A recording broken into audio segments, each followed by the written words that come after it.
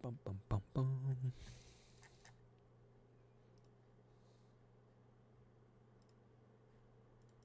Whoops. Let's see.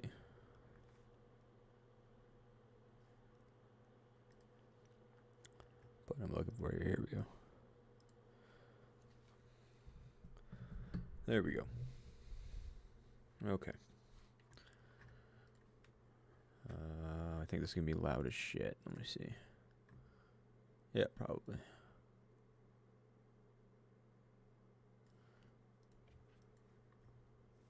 Hopefully that's not too loud. Let me see. I think this is going to be loud. I'm going to have to test it. Yeah, probably.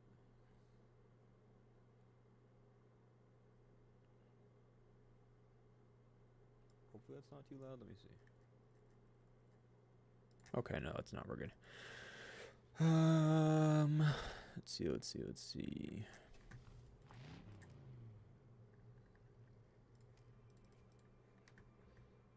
On the music so it's not just dead silence.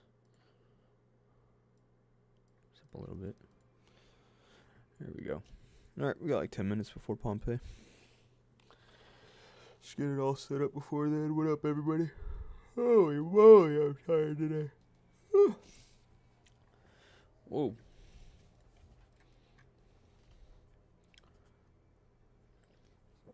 $10 minutes. Probably a good idea to check and make sure I got everything set up. Yes.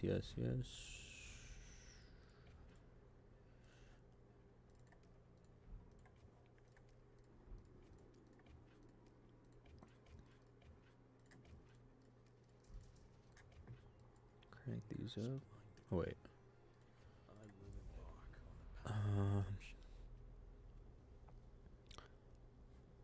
Yo, what up? Chillin', buddy. How are you?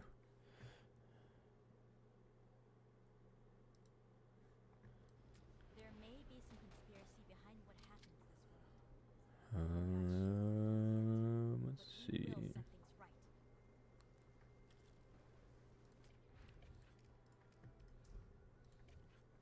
My scars remind me anger has blinded. Let's do Embark on the path of redemption. that, I guess. There may be some conspiracy behind what happens this world. We are not sure what it is yet, That. but we will set things right. Don't look at me. I have nothing to do with that masked one.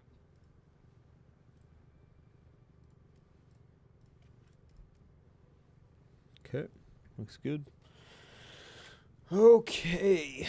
All my armaments on the right people now. Yes. Okay. My scars. Hey, we're good. Yep. Should start in like 10 minutes. 9 minutes. What's up, everyone?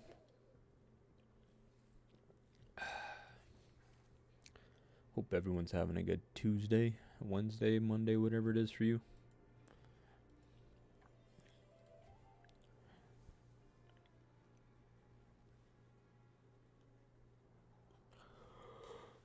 Oh my goodness.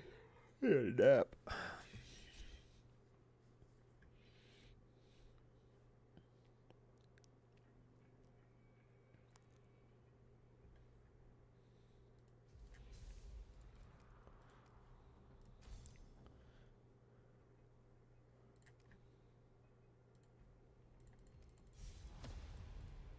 Just knock these out real quick, I guess.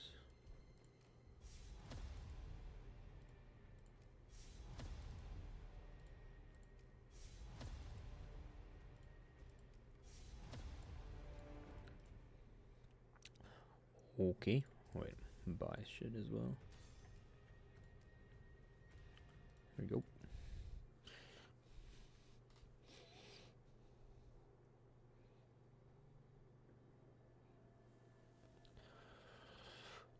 Oh man.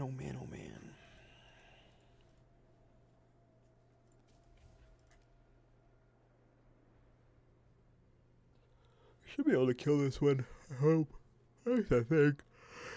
They have double the registration that we have.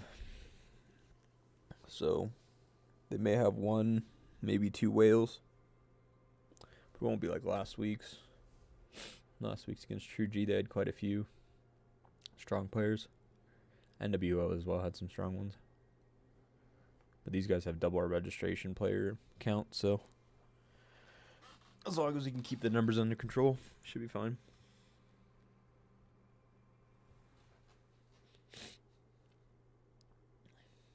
Show my heroes? Yeah, I can do that. What do you want to see? Oh, hold on one sec.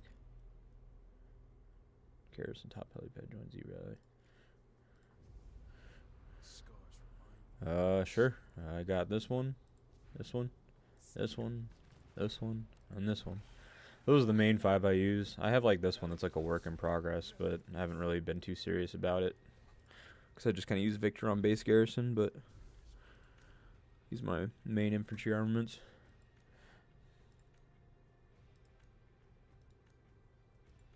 I go into more depth on this armament set in one of my videos. One of my last infantry armament videos. This is my ranged one. Nothing too crazy. I need to get this 1.8 damage up though.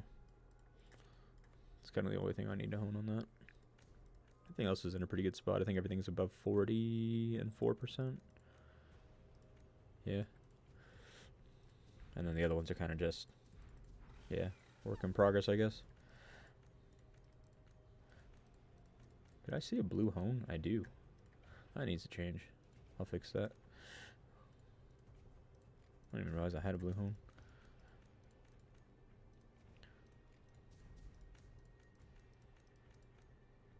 But yeah. That's what we're working with for field. Where should I focus? Spadala or Stella? I don't use Stella in the field personally. Like ever. Hardly ever. I ever set up in this March just because I'm using this as my main rally one. And I probably plan on...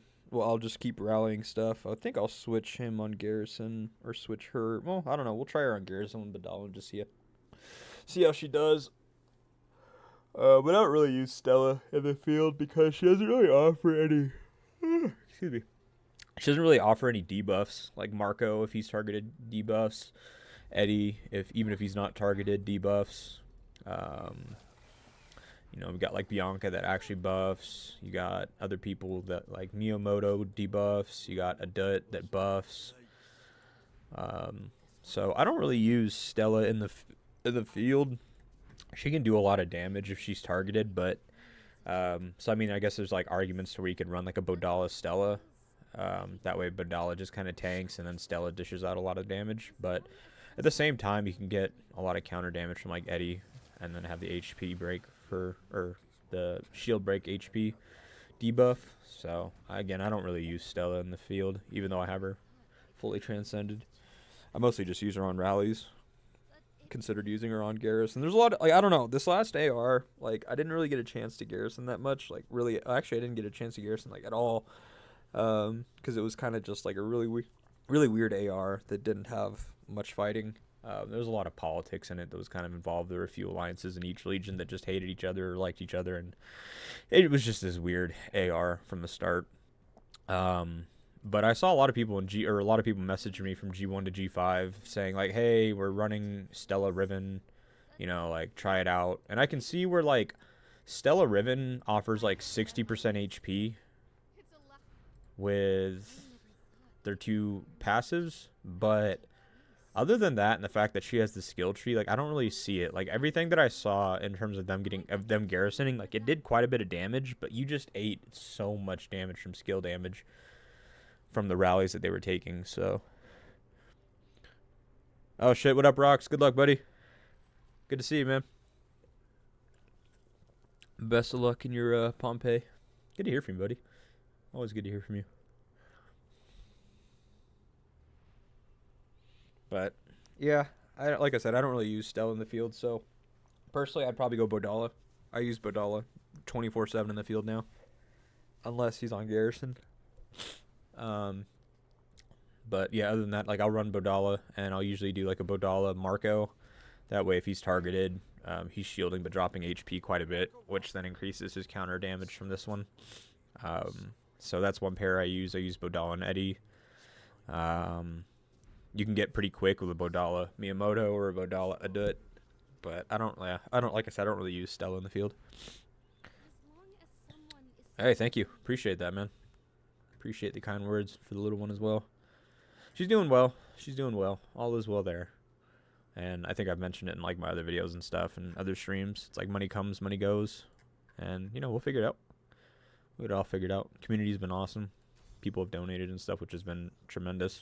I couldn't even ask for that, but people are very charitable, and I appreciate it. Even the people that haven't donated, man, y'all are awesome. The words that you guys offer just mean a lot. Mean a lot. I'll put it like that. I'm glad everything's okay. Hey, congrats.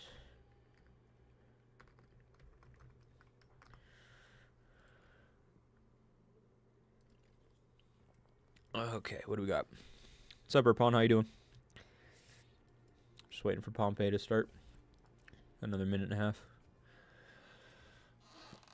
Just making sure this week I decided to try to start the stream and stuff early instead of sitting down right at the start and then having my armaments on the wrong people. Made sure that I have the right ones and the right people this time.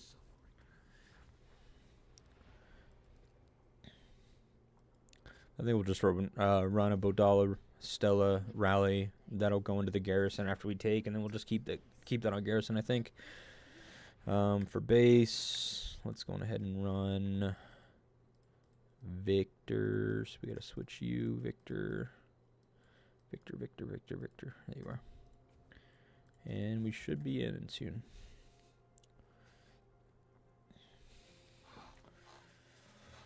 Okay.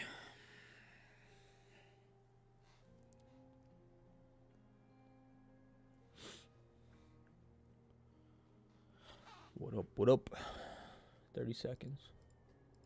Is there anything else that I'm missing here? Buffs are on. Marches are set. Oh, Rox is messaging me.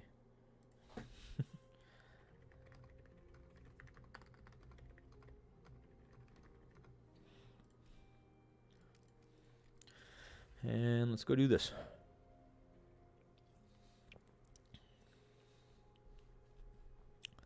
Gotta update the title of the stream though as soon as I get in here to see who our enemies are.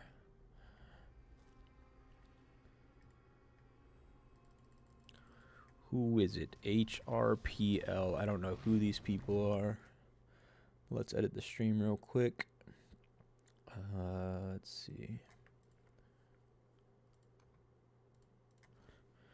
Hey, OLAW.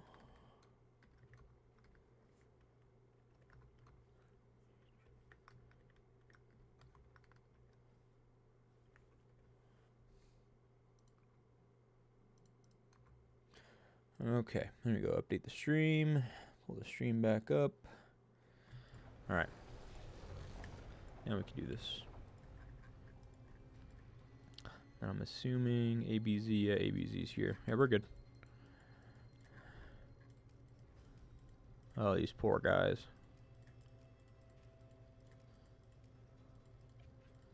Poor HRPL. Just gonna swarm all these bases. I don't see any base I'm not gonna swarm yet. Oh yeah, they're all getting swarmed.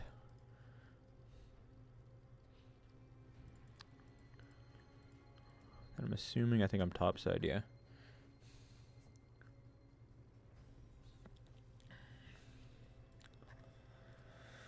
Okay, minute and a half. I don't think I've ever heard of these guys. He's like a Polish alliance or something? Polska. Isn't that Polish? Or am I wrong? I might be wrong.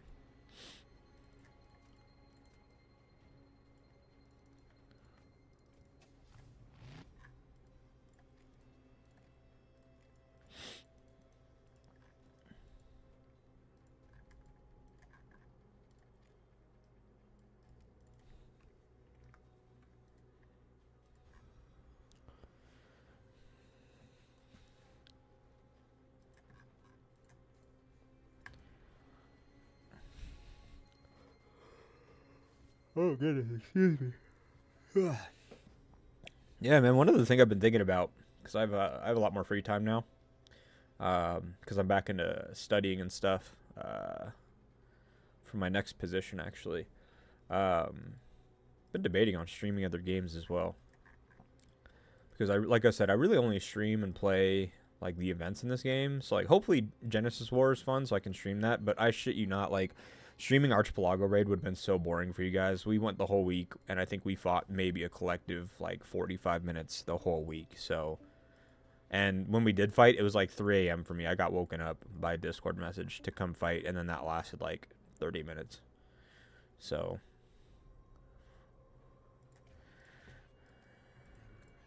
hopefully Genesis War will be more eventful. Because, yeah, I do miss streaming stuff. But when I'm not streaming this game, like when events aren't happening, I'd love to still be live and be doing something. So if y'all want me to stream other games or play something else, let me know. Because, yeah, I play a bunch of other games. Mostly been a lot of Path of Exile 2 and, what's that, Marvel Heroes or whatever? The one that's like Overwatch. Been playing a lot of that. I'm down to stream. I'm literally in front of my computer all day, whether it be for work or for gaming, so there's just not much to stream or play on this game unless you're in events. Probably going to do some AMAs as well for this game. Ask Me Anythings, where I'll just schedule out an AMA and then people can just plan to join.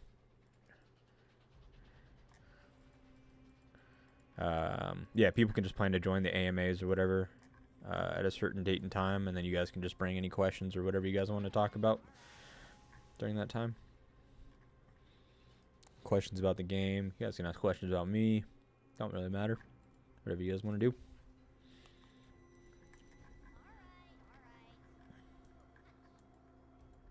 Did ABZ's rally already launch? Oh, there it is.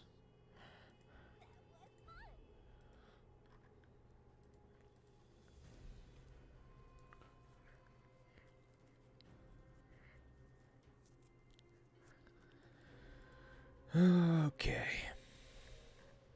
But yeah, just something I've considered doing as well, since I'm not always on this game.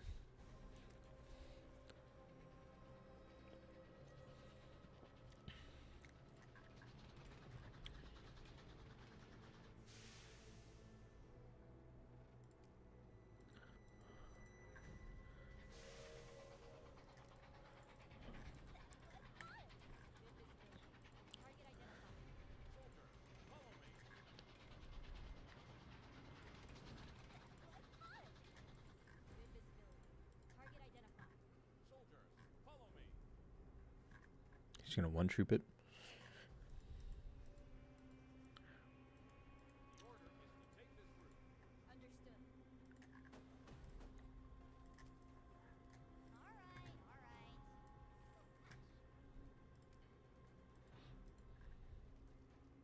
I think we can get that one in time. We'll see.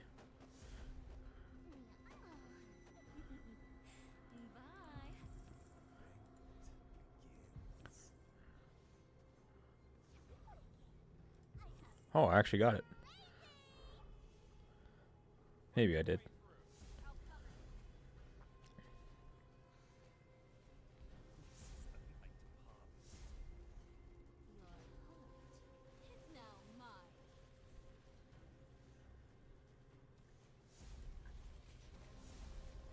This guy's panicking. I'm just gonna wipe his march and back off real quick so they don't all stop me. Free march kill. Then I'm just gonna start cutting these guys.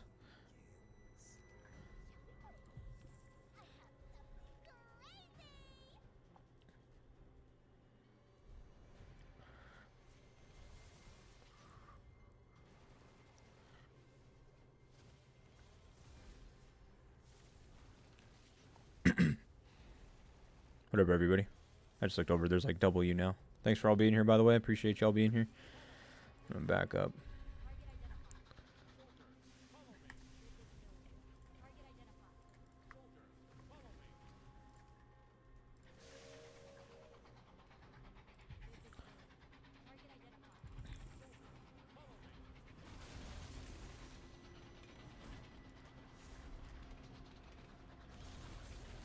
Need these guys to push in.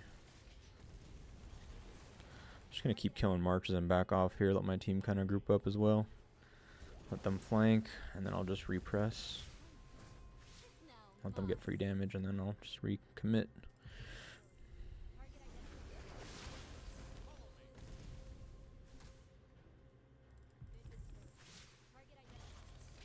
Kill all the debuffers first here.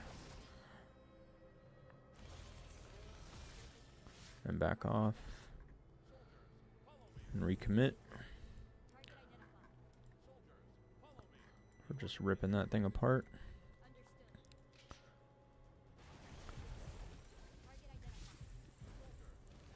Now we just target the weekends. Yo, what's up, Mitchell? How you doing, man?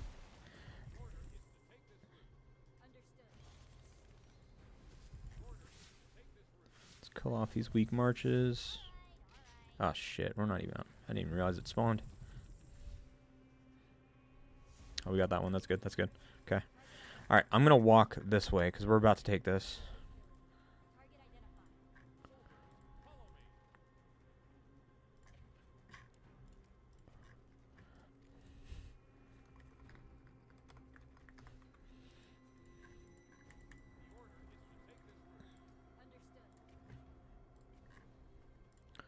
Okay, I'll look at this report in a second.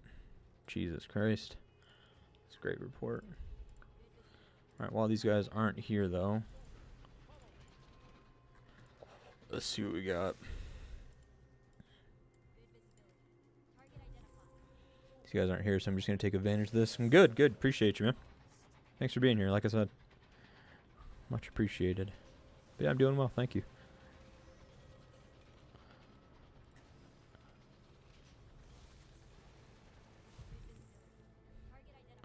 Let's kill off these troops real quick.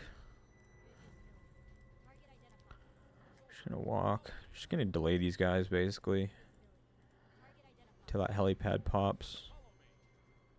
Try to keep it as healthy as possible without them swarming it yet.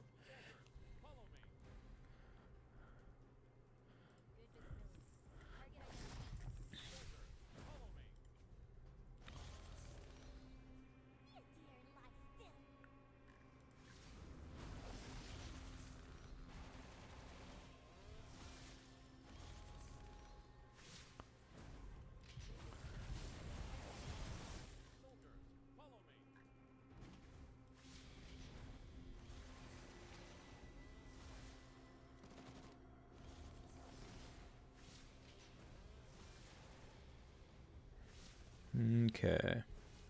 I'm a player, but a very low might player. Hey, man, we all started somewhere. We were all low might once upon a time. No problem with that at all. Ain't no problem with that. Actually, I'm going to walk them this way so they don't block me porting in here.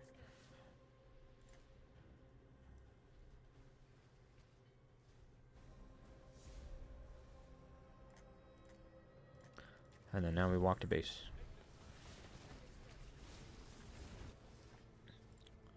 Then we turn this off.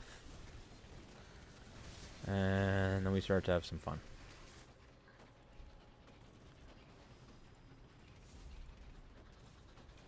Wait for Louis to get back. Watch these guys try to swarm.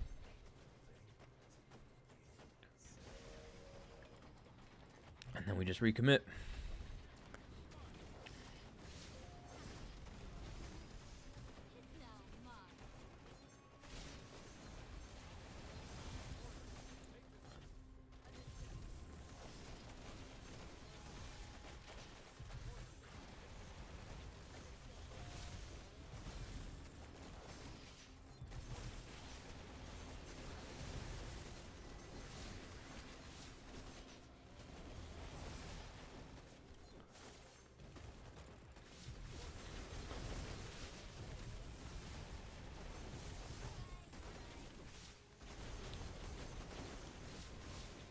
Oh, nice. What alliance you in?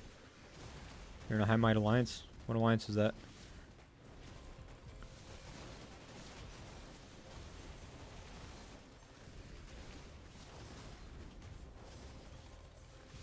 I'm just gonna keep bouncing here. Let's see. Let's march. Do I want to target this one?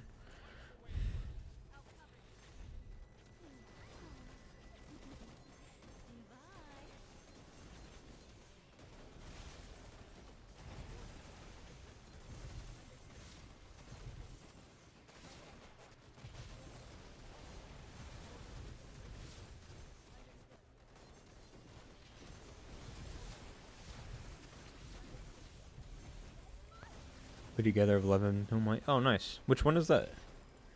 What's the name of the alliance that you're in? I'm pretty familiar with a lot of the 10 plus bill alliances. Unless like a newer one.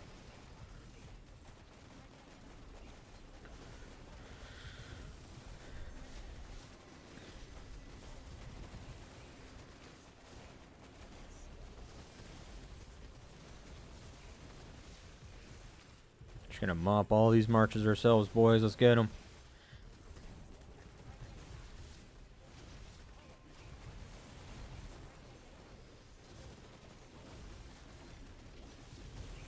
Kill the Lee real quick so he stops debuffing me. There we go. Any other debuffers I should be aware of? Let's kill this weak rider one over here. This Bella one is a weak secondary. See if we can target that. I think I'm actually targeting the Tom by accident.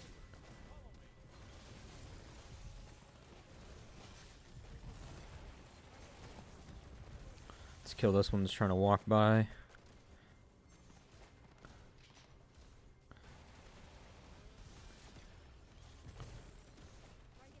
Let's kill this Bianca March. 348. Oh, I might know them, maybe. What's the name of it?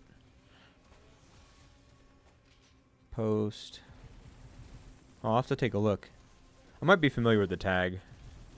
Maybe some of the players as well. A lot of alliances have kind of spread out and stuff and gone and migrated to new regions and whatnot, so I'll have to take a look.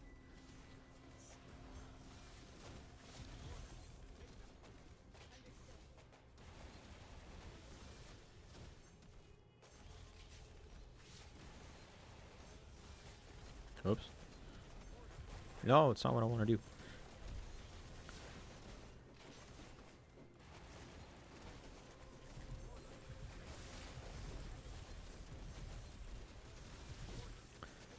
Kill this Jaden March so I stop getting debuffed as well.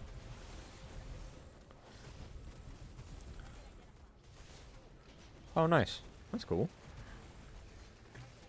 What G bracket you guys usually in for some of your events, like AR and stuff? You guys usually in Apex? G1 through 5? Yeah, I hear that. I cut my alliance down to where I only register with T6 players for events. There's only 27 of us, but we register with like 4.5 bill, all T6.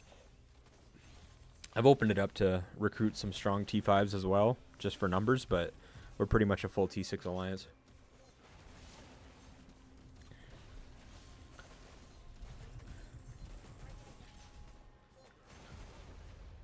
Oh yeah, ABZ's popping off over there, I see you.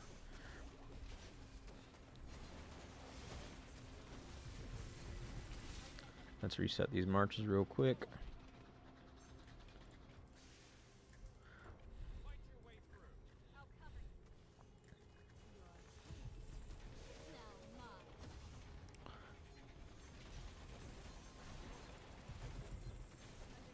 Let's kill all these weak marches first.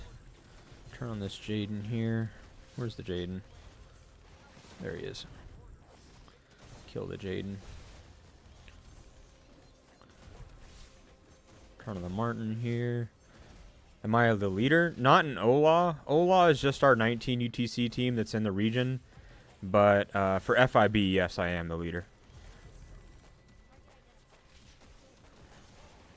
I was the leader of NBD, which is the other alliance in the region, and NBD was basically NBD and FIB together, and we were playing in G1 Apex for about a year until we decided to split and not do Apex anymore.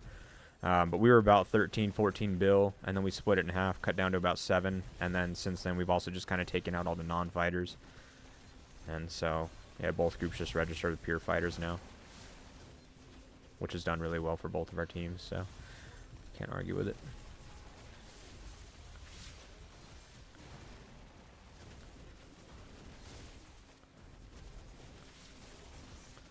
Send him back.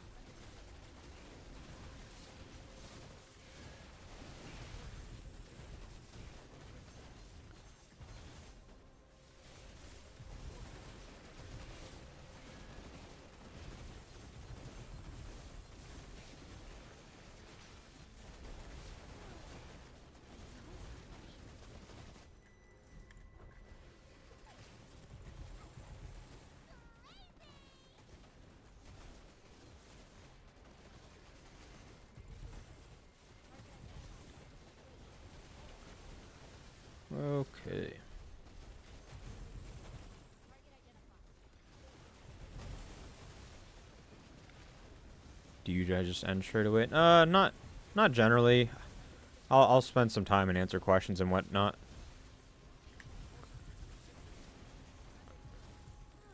It just kind of depends. A lot of days I'm usually busy with work after Pompeii, but right now, because my contract finished at my last job and I'm waiting for my next one, I have free time today, so I can answer questions or hang out or whatever after the stream's done.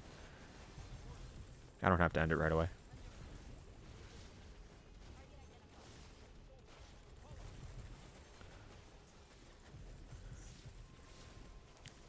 Do I accept members to join you? I do accept members to join, yeah. But there's certain criteria to meet. Send me a message in game. If you go to Region 164, I'm in OLAW right now, but you'll usually find me in FIB. But yeah, you can message me there. I'm usually R5 of FIB, but I'm R4 in OLAW for Pompeii. But yeah, just send me a message, and then I can talk to you about it. We have kind of strict requirements, but that's just because we're a very strong alliance in lower G brackets, and if I just recruit anybody, then it'll just bump us back to Apex, which is what I'm trying to avoid. We're usually at an upper elite team, so like somewhere between like G6 to G9 is where we like to live. Something where you're usually fighting a few whales per legion, but not 50 of them per alliance, is realistic for our group at least. Because we have 3 whales, but then the rest are just like T6 free-to-plays or low spenders and stuff. So usually that elite bracket is where they can compete and hang out. Let's see, is this the helipad one? Start that one as well. We'll take a look at these reports after.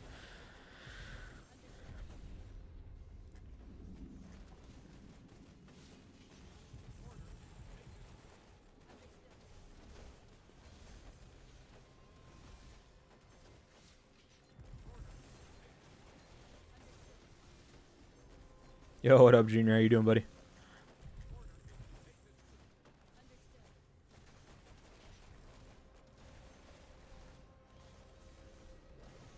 Let's reset the marches real quick, get these guys healthy again. We do that. We have 2 and split for events. Yeah, that's pretty much how it is. Like if we were to all be in FIB again, we'd be like a 14 bill alliance again all over, but again, we split to where it's just fighters that register in both alliances, and we play elite brackets because of it. So I register with usually about 4.75, 4.5 bill, somewhere in there, 27 to 29 T6 fighters, and that's all we register with. And then FIB, they have they have like T5 amongst their group and more players because of it, but it's about the same registration power. Yo, what up, Frankie? How you doing? Chilling, buddy. Appreciate you being here.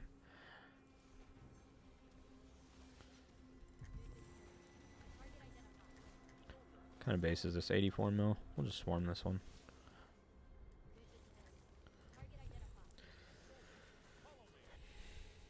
You're not replying to your message. What message is it? Did you send me one? Is this you? Which one is you? I gotta have more context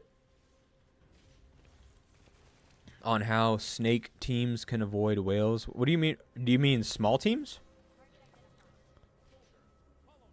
Frankie, do you mean small teams? I don't know what snake teams is.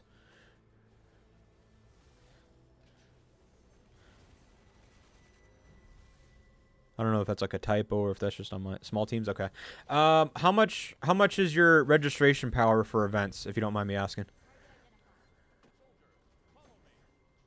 Like when you guys register for events, how much is your alliance power that you're registering with?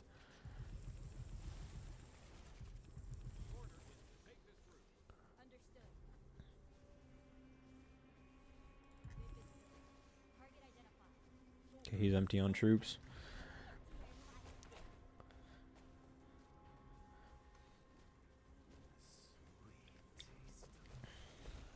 Eklak King, if you just let me know what your message is or which player it is or which player you are, I can respond to you or respond to you here. I honestly have not been on this last week all that much. I found out that the contract that I was working with for work ended last Friday, and so I've just been super busy with my studying, and I had to re-update my resume to give to my contracting group that I'm with, so then they could pass my resume and stuff to other contracts to get me moved over to another project. So I've just been busy. Alliance Power is 3.6 bill. Honestly, okay, so here's the thing, right? Like, whales are going to be inevitable, no matter what bracket you're in. Obviously, the higher you go up, the more whales you're going to run into. The best thing that you can do when it comes to registering for events, and the only thing you can do, right? Because you're only in control of the stuff that you can control, like plain and simple. You can't control the matchmaking. You can't control the roulette. You can't control like how it's all going to end up in terms of like where you get placed.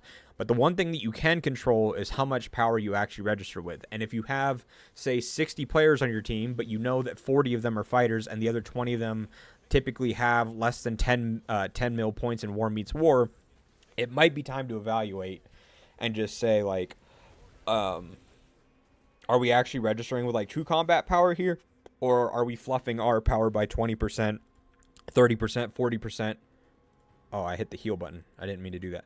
Are we, I'm not going to speed that up. Are we, you know, registering players that don't actually fight and play, and because they don't fight and play, like, at the level that we need them to, our bracketing and our matchmaking is way higher than it should be?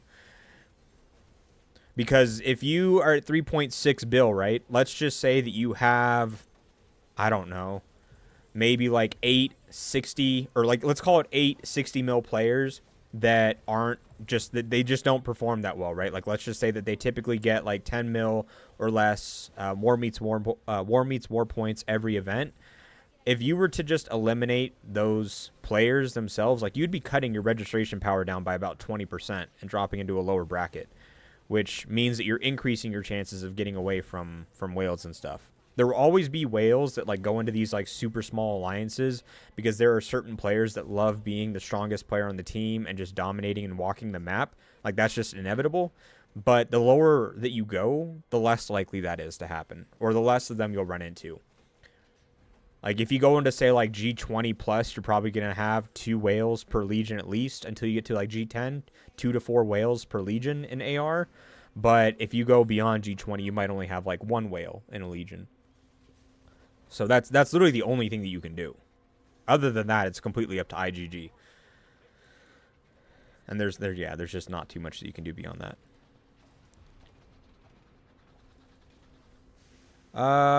We can talk, Tiger. The thing is, man, is like when I'm looking at your account, you have a 1-3 player ID, which means you have a pretty old account. And the concerning part, like, no offense, is that you have 13 mil kills. Like, we'll have to talk about it and kind of see like what's happening there. I've met a lot of players. Like, I have players in my alliance that joined with the same power and might that you have, or even worse, like where they have like 100 mil plus power and 10 mil kills, and they are some of the most active players that I have in my roster right now. And it's simply because like a change of environment can promote players to play well. Like, if you're not in the right environment or the right alliance, in a lot of cases, a lot of players aren't encouraged to fight or do well in events. So a change of environment can definitely change that for people from what I've seen. Oh yeah, man, this thing is solid as shit. Rallied it with this right here, and then garrisoned it right here as well.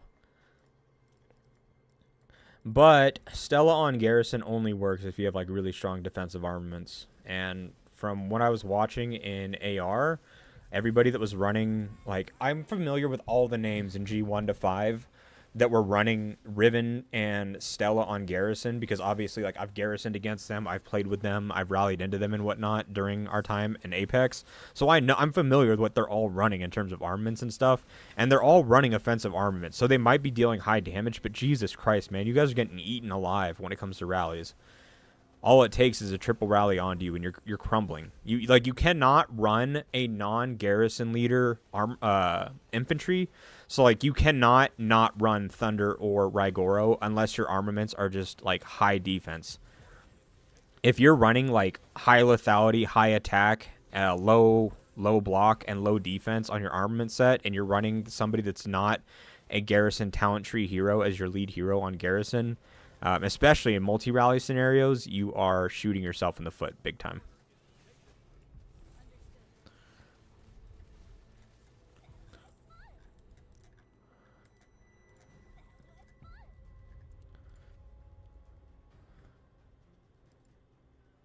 Hey, there you go. Yeah, I got 13 accounts myself. I hear you, Blue. 634. What am I at right now? I'm at 805. You've been playing for a minute though. That's cool. Who would I recommend Tom paired with? Tom, I would put like if you're on Garrison, like if you're a Garrison lead, just run Tom behind like Thunder. It's just so much damage reduction that you'll do fine. If like, but if you do that combination, you just have to be aware that you're not going to be doing damage from Garrison. So like you have to be on your P's and Q's when it comes to counter rallies and swarming rallies, that kind of a thing. Would I mind evaluating your account? Just curious what I would think. Yeah, I'm happy to anytime. Send me a arena report that you have that uses your 5 marches that you use in field and have all of your armaments equipped. Arena reports are usually the easiest thing for me to evaluate because then I can see all your armaments, all your homes, all your garage, everything that you have all in one report, along with like what field you're running. And then from there, I'll ask you the questions like, you know, like what are your primary heroes that you like to use? What's your favorite troop type? That kind of like, what are your goals as a player? And then we'll go from there.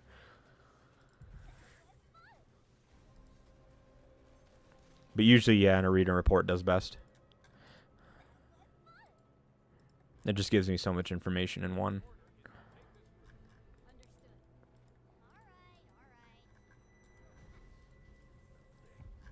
Is everybody already... Okay, so everybody's already at point, so I'm fine to just keep running these guys down.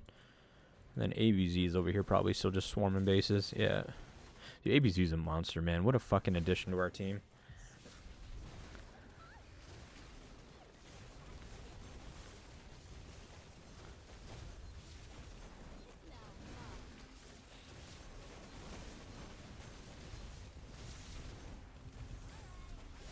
I feel like you take a lot of joy from evaluating other people's reports and ties to your analysis background. Absolutely. That's why I love doing it. Yeah, I think I've said that time and time again. Like, my favorite part of this game is simply the community. You know, I think that it is a shitty thing that the game doesn't have, like, a solid Wikipedia, a solid game guide, and those types of things for new players to get involved and get into the game with. I think that's a missed opportunity.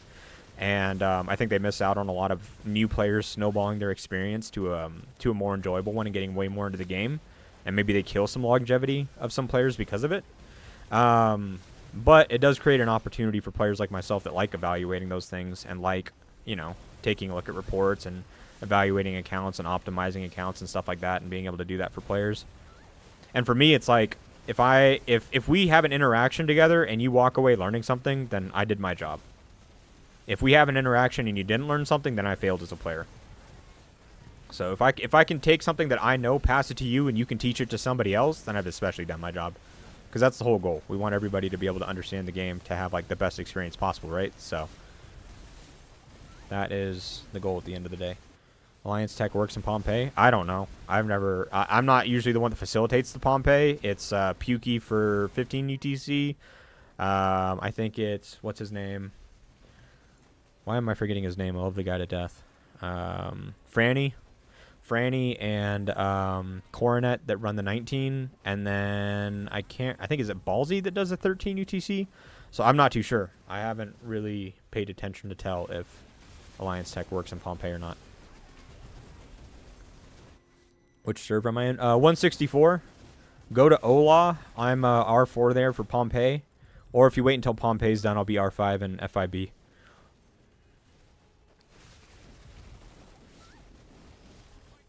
What troop is the best in my opinion? I think every troop excels at their role. I think that in terms of like field play, riders have a huge advantage in terms of like damage output, hit and run, and just versatility. I think that infantry does its job well of buffing and debuffing, or buffing your troops, debuffing enemy troops, so playing support. I think that range does very well with like AoE between Bard and Louis. And then complex mechanics like silences and stuff that does well in the field also. I think that range does extremely well on rallies because their base attack is 20% higher than the rest of the troops. I think riders do well in Garrison because of Chasey. I think infantry does well in Garrison. Like, again, it just kind of depends on like what your role and what your overall goal as a player is. You know, for me, it's being an infantry Garrison player, so obviously infantry is my favorite troop type.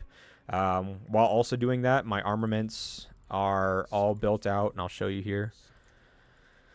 Even though I'm a Garrison player, I have my infantry armament set built out for not just Garrison, so it's all squad or infantry hones with 2 Garrison hones, Garrison counter damage. but the rest of them are squad or infantry. And so what that means is that those hones don't just require to be in garrison to work. So I can use them in field, garrison, or rallies. And so I excel at being a tank rally as well. So when it comes to AR, I can be the rally that uses Bodala and Stella to tank a shit ton of damage, but still deal damage. I won't deal the most damage. I'm not going to deal as much damage as a ranged rally or a rider rally, for example. But I'm going to eat a lot of damage with the Bodala shield and whatnot, and not take nearly as much damage. And so I'm fulfilling my goal by having 1200 block on my infantry set, and then 300, almost 400% attack, 320 defense, 230% HP. A lot of that stuff, that makes it to where I can mitigate a lot of the damage that's coming from the garrison, and then allow for the second and third rallies in AR that are ranged or riders that are just fine-tuned for damage to do their job in dealing a lot of damage without taking a bunch because I'm tanking it. Regarding the request to evaluate players' reports, I would enjoy a series where people send you the reports and you break them down on videos. Yeah, I'm happy to. If you guys want me to do that, like I'm all for it. I'm not going anywhere. I'm always looking for more ideas for videos and stuff. I'm at the point where I could probably do that more now. So yeah, actually I could do that with the one that's being sent to me today. Actually, I could do that. I could turn it into a video. Where is he? Frankie. Frankie, with the message that you send me with your arena report, can you also send to me your favorite troop type, whether it be infantry, rider, or ranged, your favorite role, whether it be field, rally, or garrison for your alliance, and then which heroes you have awakened for that troop type. So if I'm using infantry, I would send that I have Bodala, Marco, Stella, Riven, Miyamoto, Eddie, Thunder, Rigoro, and Tom kind of thing. If you could send me your favorite troop type, your heroes that you have awakened, and then your favorite role as well, I can use all that information plus the report, and I'll make a video out of it, and I'll upload the video today.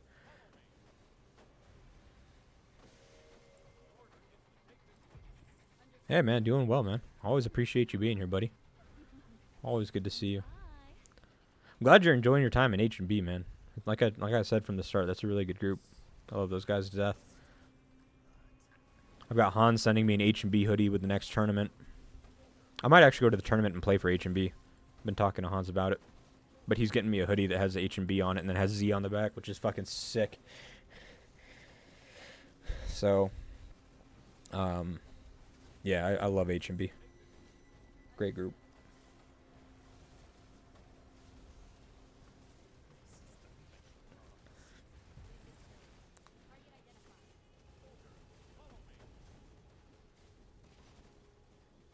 This is how I want AR to be. I just want, like, non-stop fighting. And I hope GW ends up this way, this GW. Just, like, non-stop fighting. Oh, yeah, that reminds me, that you're here. I got to message Bane back and see if we did the arrangements for us getting marked as an H&B Academy Alliance. Because we're supposed to be one of the alliances that you guys are able to split up into. And if that's the case, fuck, man. Let you and Bane and those guys come over here. I'll take you and Bane and, Ollie, or old Ollie fans, and then Notorious or MP5. One bill might, is it, it's probably Safe Me, right? Unless you're talking about someone else. I think Safe Me is the only one that I know of that's at one bill, unless I'm missing something.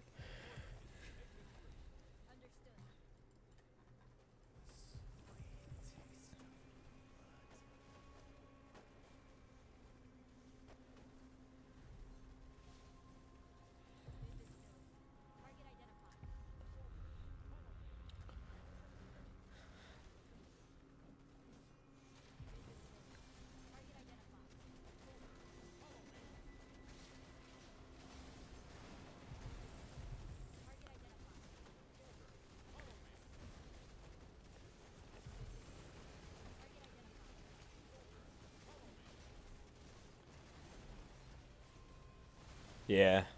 Safe Me strong as shit, man. Played against him for a long time. we got respect calls out from him, or we got a lot of respect called out from him actually, because there was one IR where it was just us versus DHX. They came and rallied us. They were like 1v1ing us, and even as a team that had, like, I think I was the strongest. Yeah, I was the strongest player in the alliance at the time.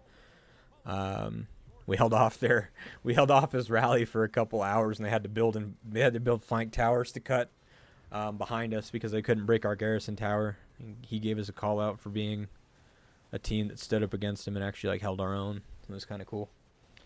And then I got that call out too that's in like one of my other videos from Hans that basically said that we fought harder than DHX did, which is sick. So we've got a reputation amongst the upper teams, the upper groups. We've played against them for a long time.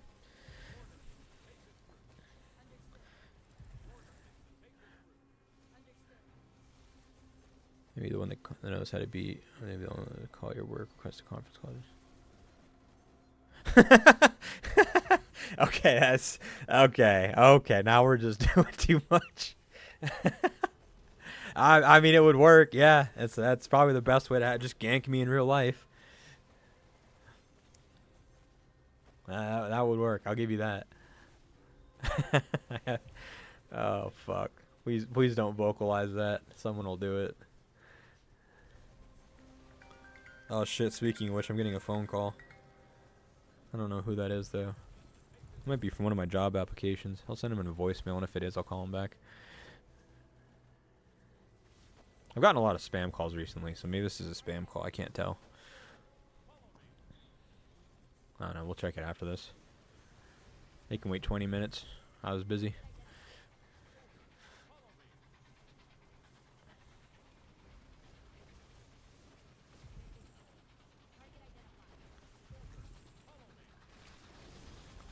Hey, stop trying to run by.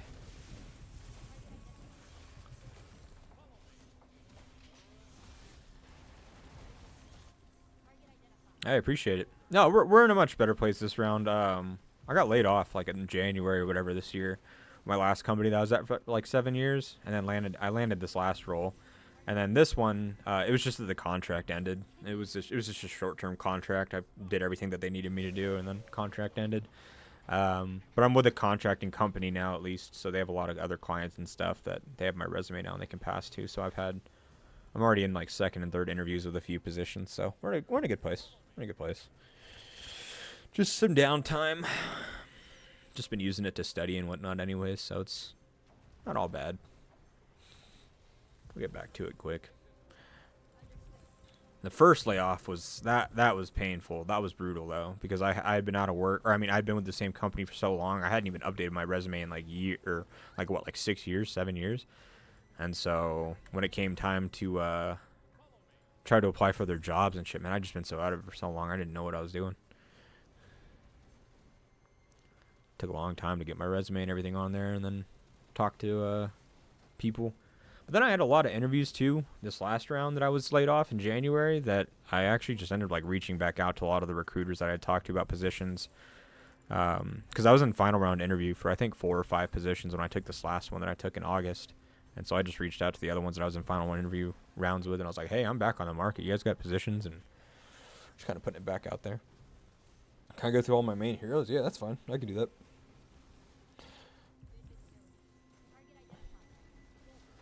I can do that.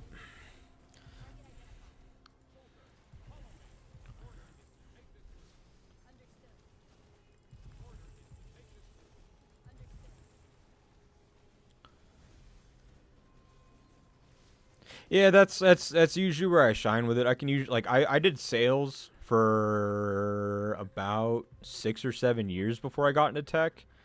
And so, like, I just like talking and communicating in general, which is why I do pretty well with the analytical roles also, is not only like when you're an analyst, like half of the job is being able to like analyze things, right? And ask the right questions and do those things in terms of like a technicality. But then the other half of it is that you have to be able to communicate, because half the stakeholders you're talking to are either on the technical development side or they're on like the people reporting the issues that need to be fixed. And so you need to be able to like communicate with all different types of people. So for me, I usually can do really well landing an interview, or like once I'm in an interview, being able to sell myself. It's just that the job market for tech in the United States is just so competitive right now. It's like getting an interview is the hardest part. Like I was reading Reddit and whatnot because I'm in like a lot of like tech Reddit, or I'm in a lot of tech subreddits and like tech workplace subreddits and just like that kind of environment. And some people are saying that like for every 100 or 150 applications they're putting in, they're getting like one interview, and like that's how competitive it is. Like I'll see jobs that are posted for tech, and in the first 2 or 3 hours it'll have like 300 applicants, and it's like ridiculous. Like it's so competitive right now.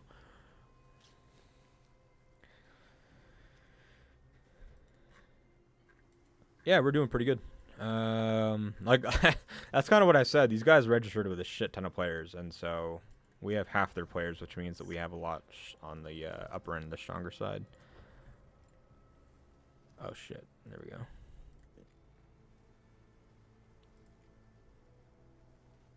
I lead Garrison, swarm ally attacks when I can, as well send a few, but I like to focus on the field now. Infantry main, only infantry fighters. Okay. Okay. Okay. Yes, I will, cool. I will do that. As soon as this is done and we cut off the stream, well, I'm not going to cut the stream right away, but after we end the stream talking to everybody, then I will, I'll record and I'll make that video and I'll post it today. Frankie. Let me get your YouTube @ handle actually as well so I can tag you. Make sure that you, get credit for the call out on that. But yeah, I'm happy to do that. It's no problem at all. Hey, you got a trading strategies playlist. Good for you, man. Fellow stock investor. I need to dive into that more. Yeah, man, of course. I wish I had the freaking time and the patience and the mental capacity to sit there and just day trade or swing trade. That's a full-time job in and of itself. I could probably do it, but fuck me, man. Stocks are so volatile right now. With the recent presidency elect, or with the recent presidential election and all the rest of that kind of come with it. Stock market's just so hard to follow right now. That's what I did as well, actually. A big part that funded my account early was crypto, actually. Yeah, it was just back in 2020. Had invested into crypto and whatnot, and then that was what I had used to essentially like fund this account. And then the other 3/4 of that money was what paid the majority of my daughter's medical bills, and now I'm just at the point where I need to take care of the rest of it. So. And I wish that I could just reinvest into crypto and just multiply it like I did before, but it's so different now. There's so many like scam coins and shit in the crypto market. Yo, what's up, Hussein? Is it Hussein? Hope I'm saying that right.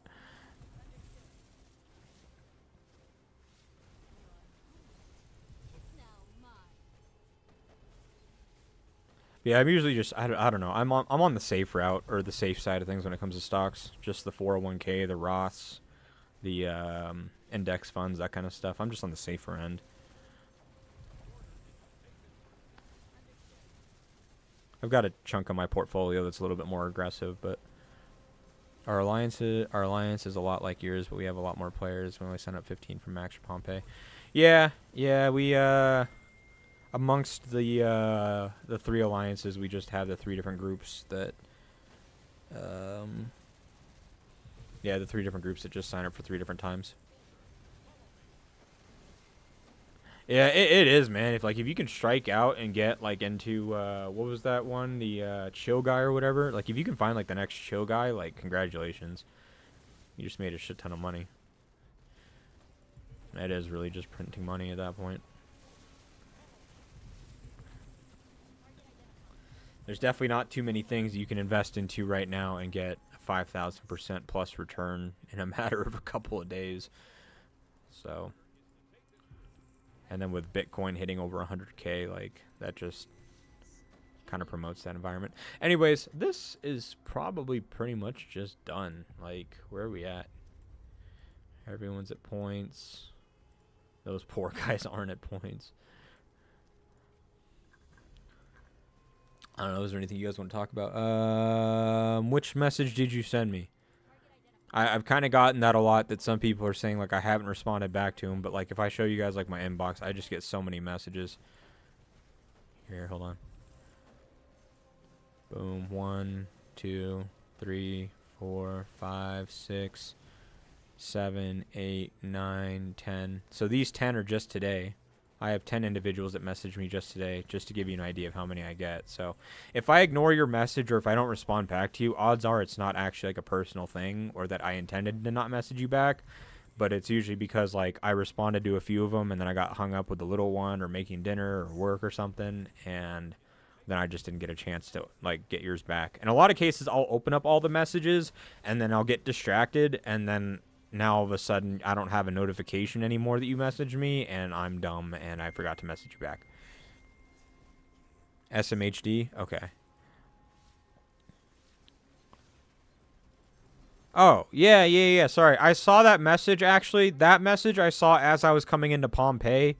If you look at the early part of the video, I think I opened up your message, and that's where I was like, oh, shoot, I need to set my armaments. So I was actually going to send you mine after Pompeii is done. Your message I have not forgotten about. But I was making sure I had my armaments on the right person. Yeah, because, like, I have Marco, for example, but he's not wearing my 7mm armaments right now.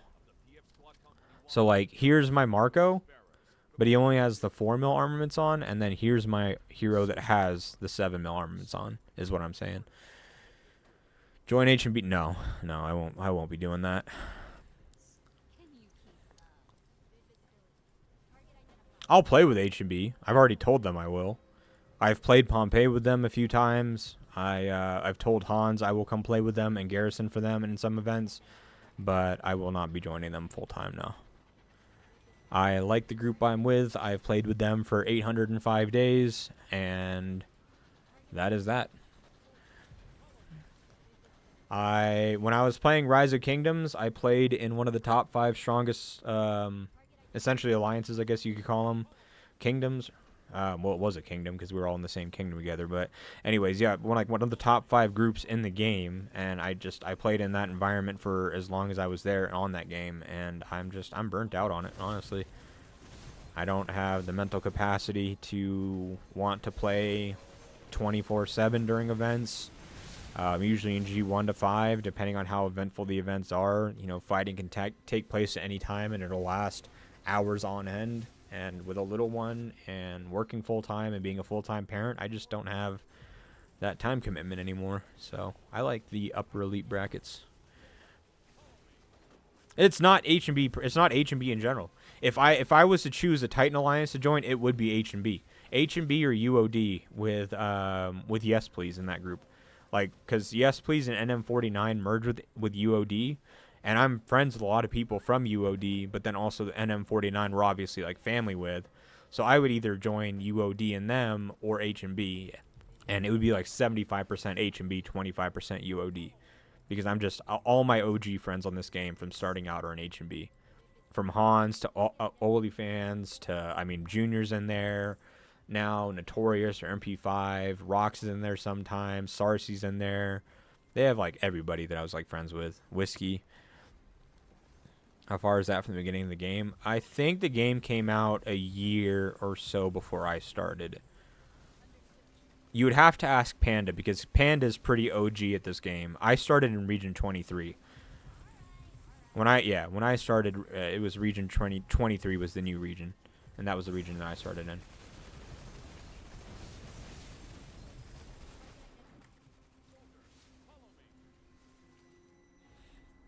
Like this guy. Rox, he's in, he'll join and play in H&B sometimes.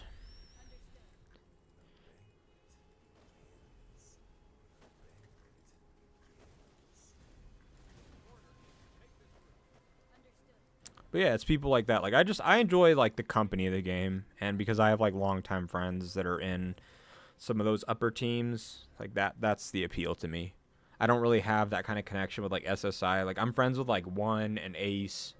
And I know that like Safe Me's in there sometimes, like, and I've had no issues like with Safe Me personally. I know that he's done some stuff that the community obviously doesn't like, and I certainly don't approve of. But You know, like I've never had direct issues with Safe Me at all. I've fought and played alongside Cassandra when Cassandra was way back in Fox 1 under Rox, when Rox was running Fox 1. So like I know a lot of the names of the people up there and been around with them for a long time. Yeah, Junior started in 23 and he's in H&B. But yeah, like if I was to go to, actually I can't really do it because I'm in Pompeii and I don't think any of the guys in here are from. No, none of the guys in here are from 23. They're all in the 15 UTC group.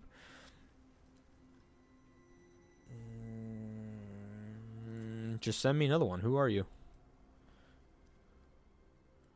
Dude, why do you have your name as my name now? Why do so many people do that?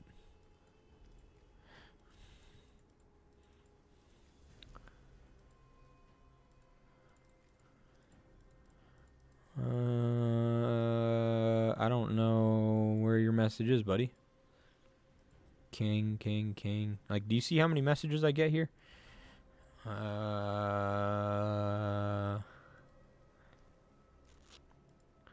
King. Oh, here you are. Yeah, I got you. Hold on. I'll just do this. I'm going to put this right here, and then I'll message you back.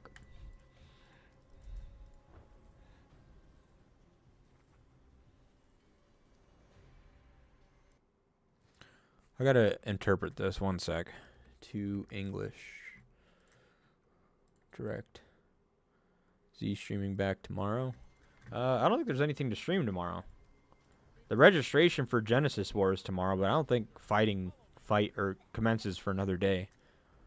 But when GW happens, yes, I will stream. Especially this week, because I'm not working right now, like I can stream and stuff. But I'm gonna make a video after this game is done. After this Pompeii is done, I'm going to make a video covering this guy's account, and then I'll be doing that for the community as well and be making videos of that.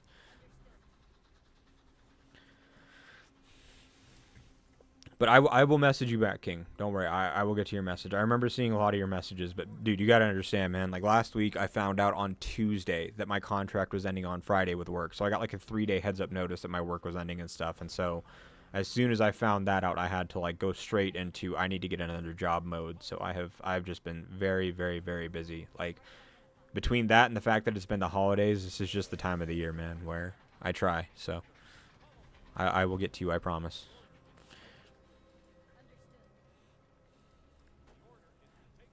It is nothing personal. I promise I'm not ignoring you. You don't have to think I'm mad at you or nothing. It's nothing like that at all. I promise that I will get to you. But there's not any more fighting that's going to take place in here, so let's back out and let's start asking or answering some of your guys' questions. Let me go to base and then back out.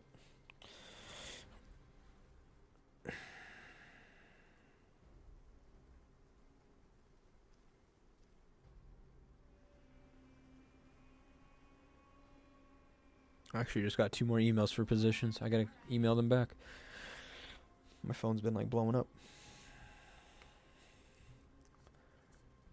Been busting my ass, man. It's all for my kid. It's all for my kid. I gotta take care of her, man. So I'm just so focused on getting another job right now.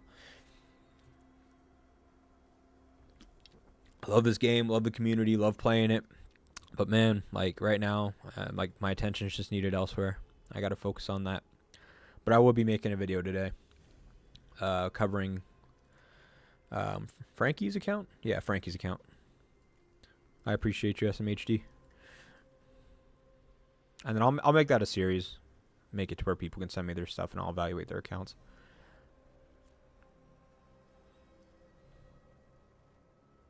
Area 515? I have no idea. How do I leave Pompeii? Isn't it like up here somewhere? There it is. Ah, shit.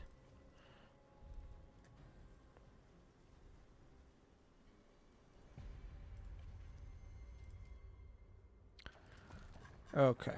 515.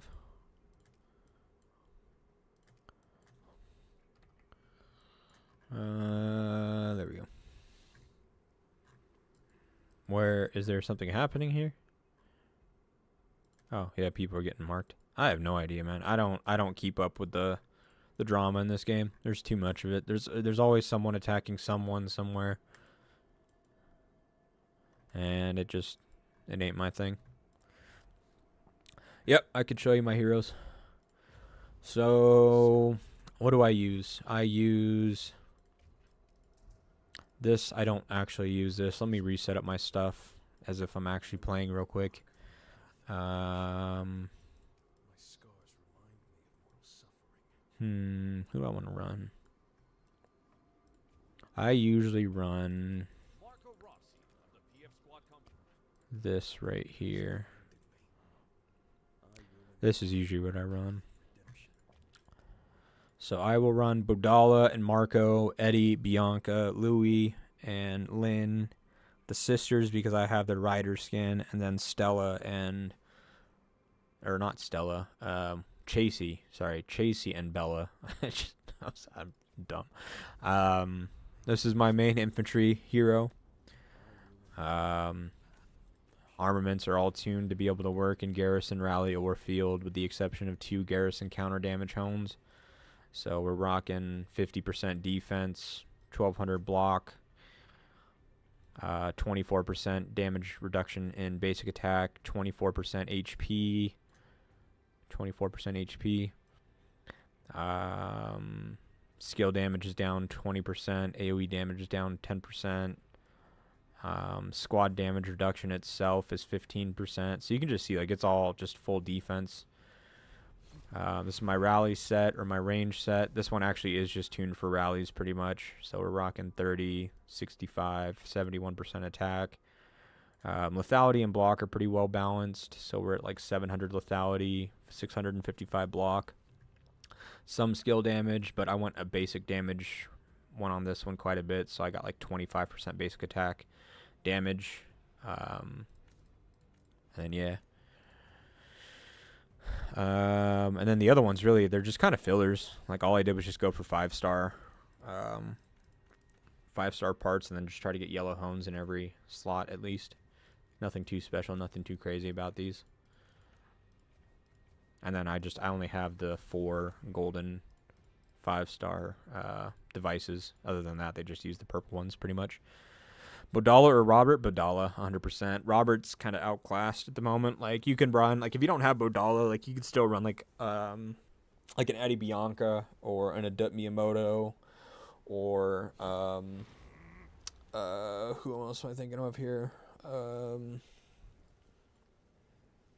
Yeah, you can run, like, Marco, you can run Eddie, you can run Miyamoto, you can run Adut, you can run Tom for buffing, you can run Thunder for debuffing.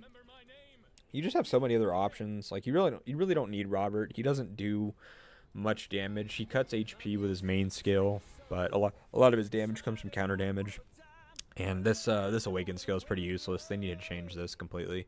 They need to move this into like here, and then give him a new awaken skill altogether.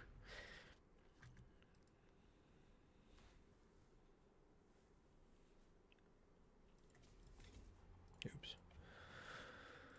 Grab this, and then is the event done? The event should be done, right? Yeah.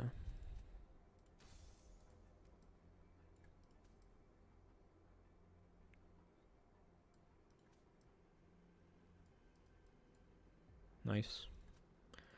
Let me check and see this report. What was I gonna check? See, I ran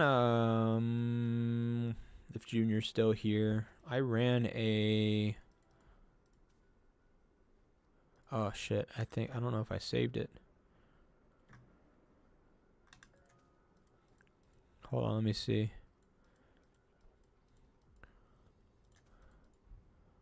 I ran a,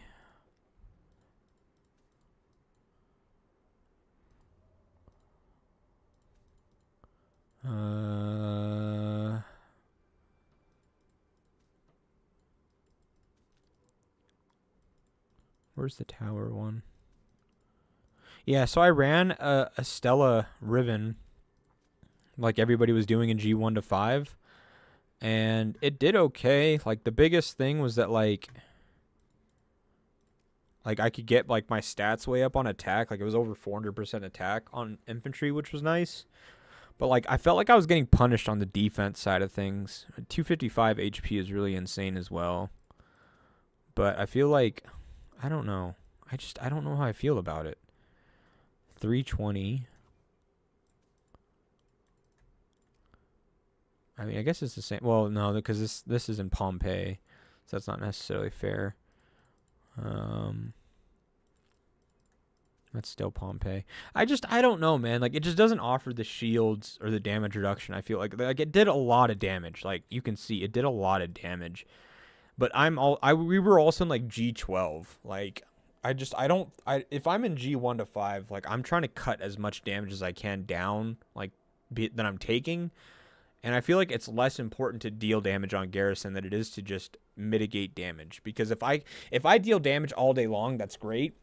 But if I can't control the tower, my tower's gonna catch fire. I'm gonna lose the checkpoint. I'm gonna lose control of the ruins and stuff. And without control, you lose the game. So it's like I feel like you put damage out via counter rallies and counter swarms, and your whole objective and goal in Garrison is to just mitigate damage. I don't see, like, I don't know, people that are trying to play Garrison in G1 to 5 to deal as much damage as possible, unless you're a Rider Garrison, I don't see it.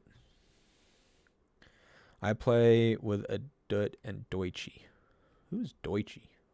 What does that translate to?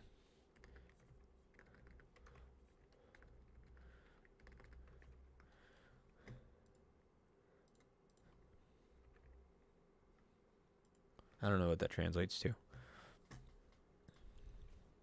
Oh, is that like Miyamoto? Like, yeah, I would run, like, you can run a Dut Miyamoto. That's like your quick march. And then a second one, like, Bodala Marco is great. Marco and Eddie is great. Bodala and Eddie is great. Yeah, I mean, you can run, like, Eddie and Rigoro even just to get swarmed and just be dealing a shit ton of counter damage. You can run Eddie and Bianca. I personally don't really like Robert. Like, he just doesn't offer enough stats to justify using him.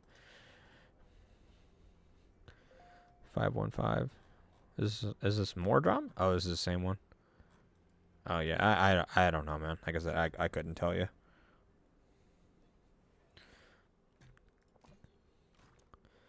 Is there anything else you guys want to see before I dip? And as soon as I dip, I'm going to start recording that video for Frankie. And I'm going to make that a series, actually. That was a good idea. Who was that? I'm going to screenshot that, actually. Hold on. Who made that message?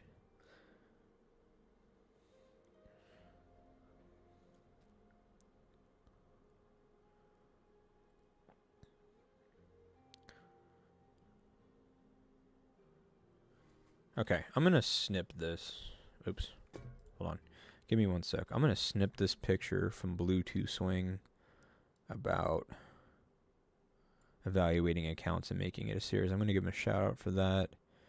And then Frankie, I'm going to copy his as well. Okay. Hey, thank you. Yeah, no. I thought it was your name. I was just trying to find the original message. I found it. I took a screenshot of it, and I'll put it in the intro of the video to give you a shout out for the video series. Credit is due where credit is due. I'll never take credit for someone else's stuff. That was a good idea. I've considered doing that before, but Brain was doing it like on the side and whatnot, and people were like paying Brain to evaluate their accounts, so I never got into it. I gotta translate this again. Give me 1 second. How many teams? Like, how many troops do I have? Like almost 7.5. I was over 7.5, but I keep killing them off in Garrison.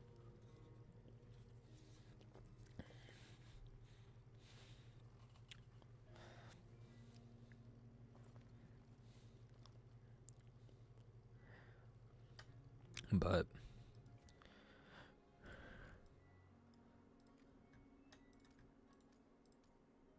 since starting battle videos, I watch you by.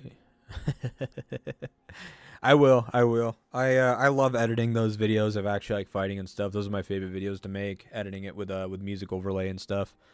Those are my favorite ones to make. And I promise I will as soon as I get an AR or GW or an IR that's action packed enough. IR was a bust. We in Island Raid, I allied one alliance. And they happened to be friends with one other alliance as well, so I thought that it was going to be a 3v5 and it was going to be fun. But the minute that everybody found out that we were allied with one other alliance, they didn't want to fight, and so I just made the mistake. So I've kind of just made the mentality going into Island Raid moving forward. We're not going to have any allies, period, and we're just going to fight everybody and anybody. We'll take a 1v7 if we need to. Like, we're probably not going to win, but we just want the fight, and so that'll be the plan moving forward. Kind of look at your alliance. Yeah, Mitchell, did you send? Yes. What was this? You sent me which region you were in. Let me check.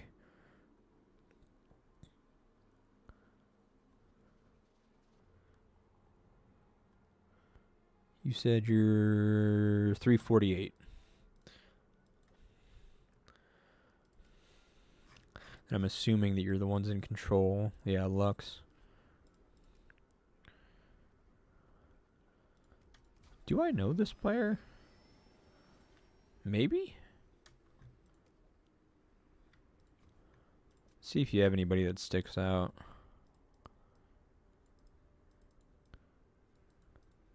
No, you might be... Yeah, you might have all players that I don't know. I don't know. I don't think I've ever seen... Yeah, 181, that's 2 new. 150 I might have ran into. 133 I probably ran into Biggie at some point, because I think me and Biggie's account's older than mine is. 152 might have ran into. 183 is 2 new. 139 I probably ran into them before. 139 same with them. You have more there in your second alliance. Luxe.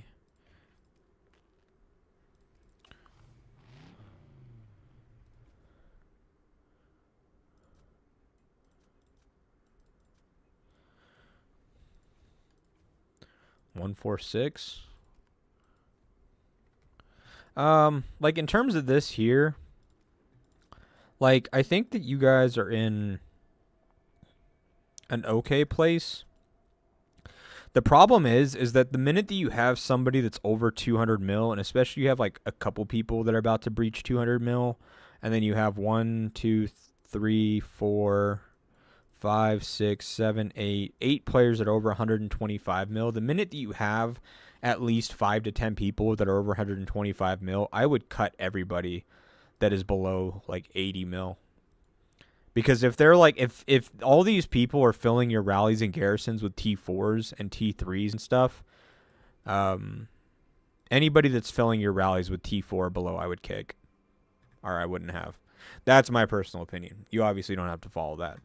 But for me, like, if you have so many players that are already T5, T6, your T4s are holding back your team. And they should all move to Academy and grow. Or they should register as an Academy Alliance and play in a T4 or mostly T4 bracket. Because they can't go on the field and dominate a T6 march.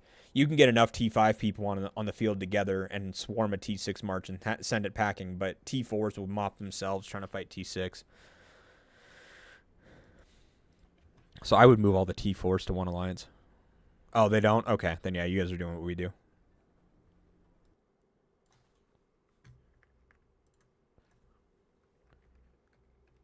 Yeah, then you guys are doing exactly what I would do. Nothing wrong with that at all. Sounds like it seems like you have a good alliance. They have too many players, and this means unnecessary points increase. Oh, okay. Yeah.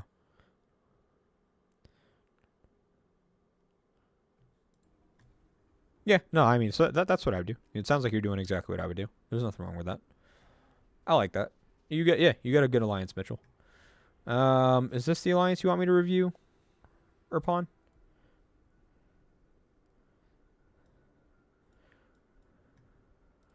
I don't know if I've ran into you guys before or not. How strong are you guys? 5.8? It depends on how much you guys like register with.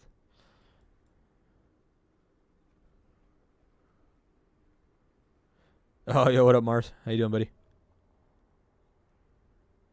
Would make sense to fully exclude all T4 and lower. I would. If you have at least 20 to 25 T5 or above players, or especially T6 players, I'm sorry, let me correct that. If you have 10 plus T6 players and another 10 to 15 T5 players, cut all your T4s. Cut all your T4s. And then only recruit T5 and above. Your T4s can stay in the alliance, but register them in a different alliance for their events. Because you're so top heavy at that point that your average player that you're going to run into in your matchup is going to be on the upper end of T5 or T6, and you're punishing your T5, T6 players by inflating their power, so you're going against stronger T5, T6, or stronger T6s, and a higher chance for stronger whales that you run into. But then you're also punishing your T4s because you're diminishing their gameplay. The only thing that your T4s are going to be able to do is fill garrisons and fill rallies. They're never going to be able to dominate the field.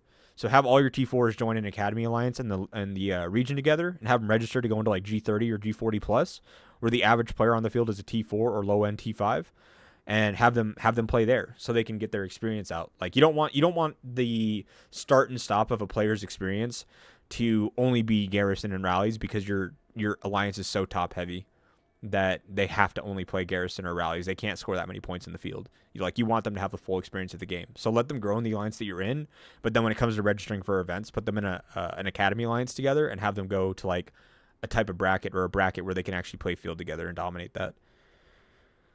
Look at Area 64. We have 60 T5 and T6. Yeah, then anybody that's T4 is holding you down. And since you have that many players, like, okay, so here's the thing, Mitchell. What was your alliance, or what was your 348? So here's the thing, right? You have 60 players. I'm gonna make one evaluation for you real quick, okay? And this is gonna be my honest review. You have 60 T5 and T6 players. What you don't have is a single whale. Because with a 150 commander ID and only 78 mil T6 with no white parts at all, this guy is not rocking a 6 or 7 mil armament set. He might have one 6 mil armament set, but he doesn't have the parts to support it. So you don't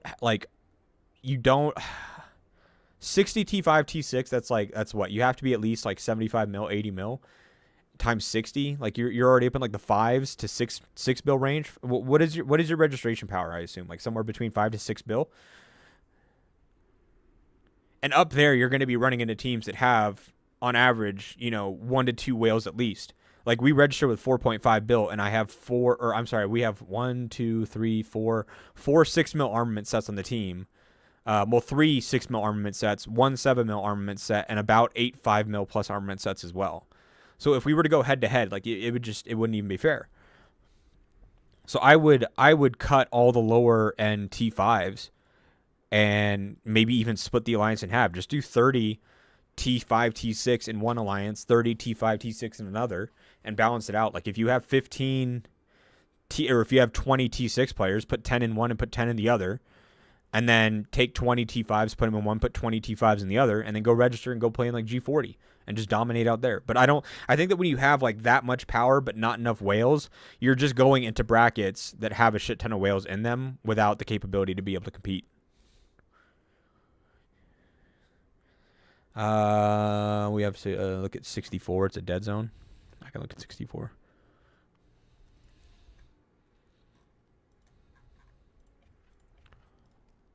Yeah, I remember HK 64.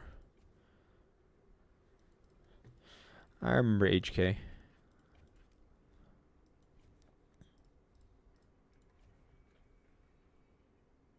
Yeah. Like I said, as long as you're not registering with 60 of them, I wouldn't do that. But if you're already splitting a bunch of different ways, and like I probably wouldn't make the registration might of one of your 3 alliances more than like maybe like 4 bill. 4 bill at best. 588. Zeal. Like that Zeal, or is there another Zeal that I'm missing here? Oh, this Zeal. Do I know Joker? I might know Joker. I think Joker's pretty strong.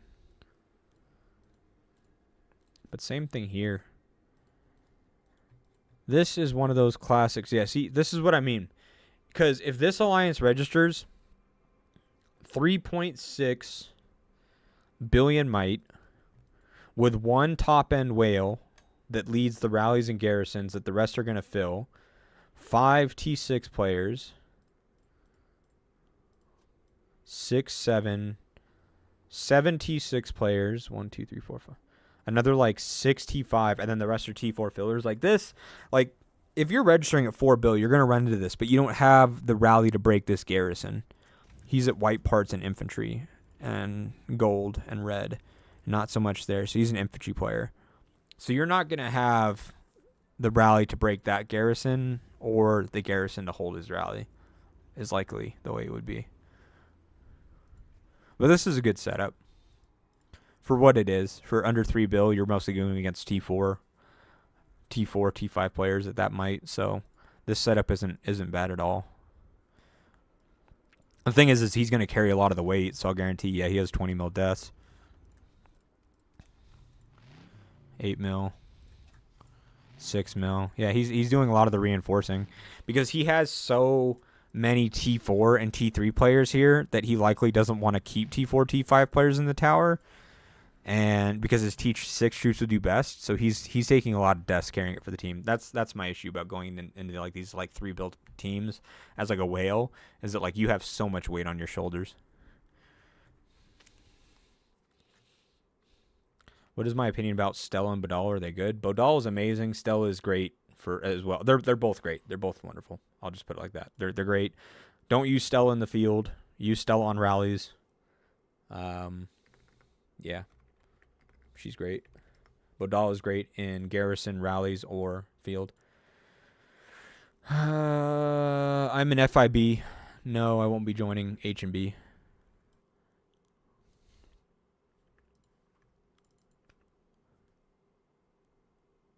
Greatest alliance is SSI for sure. I mean, SSI is just strong by default. Okay, let me switch this up. SSI is dominant because they have so many top-heavy whales like Toto. Strategy-wise, activity-wise, and player might mix, UOD, because of UOD and NM49 mixed. When NM49 goes in, they bring Coco Bongo with them. So UOD is an amazing alliance as well. They're highly active. They're highly coordinated. They have very strong players. UOD is right there. H&B is the best English-speaking alliance by far. And they're very strong. They're very tactical. They're very organized. They do have some points that they're working on. I know that every alliance has kind of like their weak points or their points that they're working on or need to focus on. H&B is no stranger to that. I just know more about theirs because I'm more closely in contact with that group and related to that group. But in terms of like the core group, their fighters and whatnot, like H&B has the ability to compete at any level. It's just that SSI is just so overly dominant because they have so many top-end whales. Like, if you join SSI as a whale, unless the offer has changed, it used to be to where if you joined SSI as a whale, you automatically got some farm alliances as well, like, as a gift. So, I can't sit here and say that, like, one alliance or one region is the best. I think that all the Titan alliances are great. And I think they're all great for their own reasons. Like 59E is great. Their leader is wonderful. He has a great rider set. Amides. I'm probably just pronouncing his name wrong. But where is he at? Like I talked to him as well. Right here. 59E is a great group as well. They're extremely strong. They're extremely coordinated. They're extremely tactical and well-versed as well. MXM. Like there's a lot of great groups. Look at 128. I can look at 128.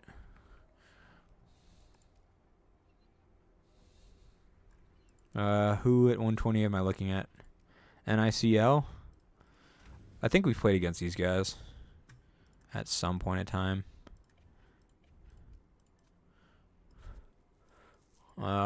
This is just gonna be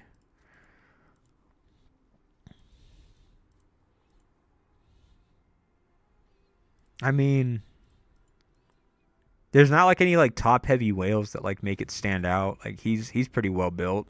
He's got a lot of deaths, so he does a lot of garrisoning and rallying. But it's not like they have like a Toto or something. But I don't know. There's not too much I can really say about it. 48 HDC.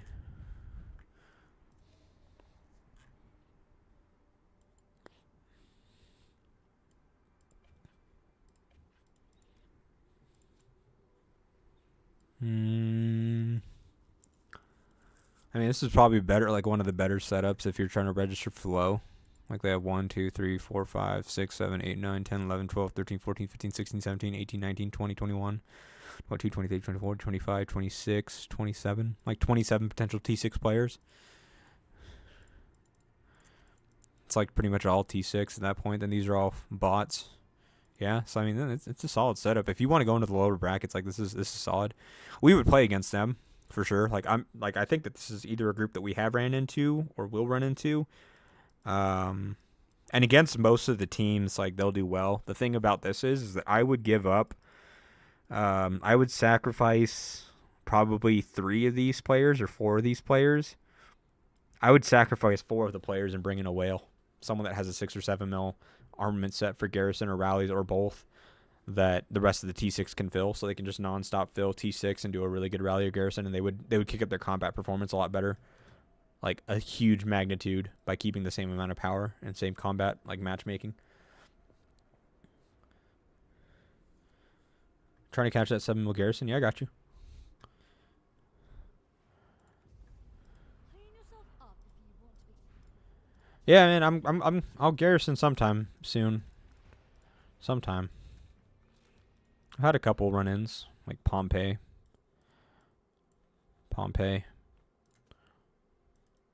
This was an AR.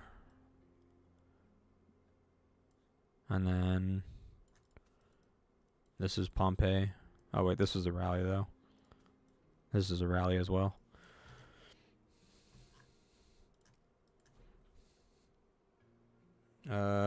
Yeah, no, I mean straight up like 48 Amir.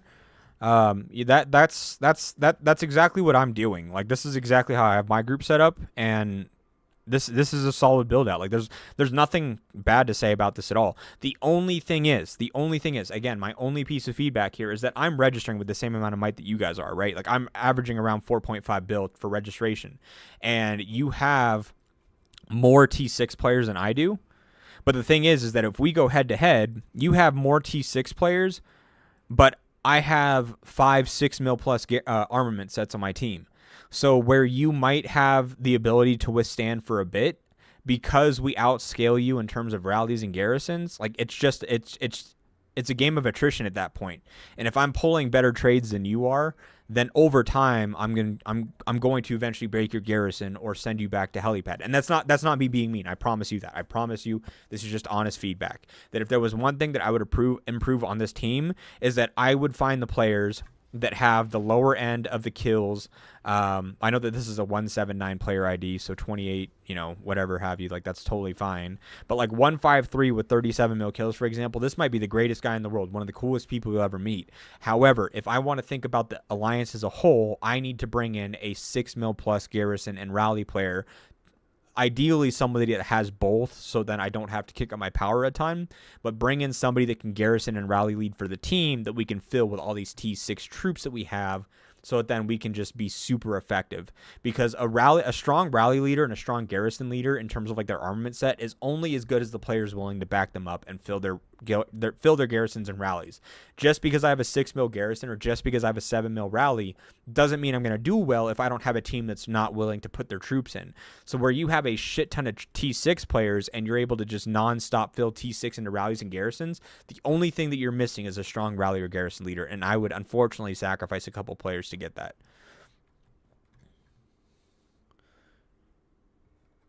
Four bill might, it was super painful in G7 with max 6.1. Yeah. We are usually in G7 to G10 as well, so that's where you will find us. So we will be playing with you guys, Arthur. 299 Nemo. Let's take a look. So where are you guys at? 8-2. I'm assuming that you're not registering R1s.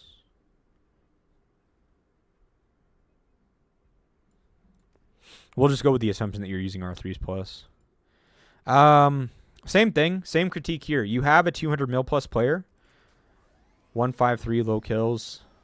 But you have a 225 mil player, another player at 200 mil. You have 3 players at 200 mil with another 1, 2, 3, 4, 5, 6, 6 players above 125.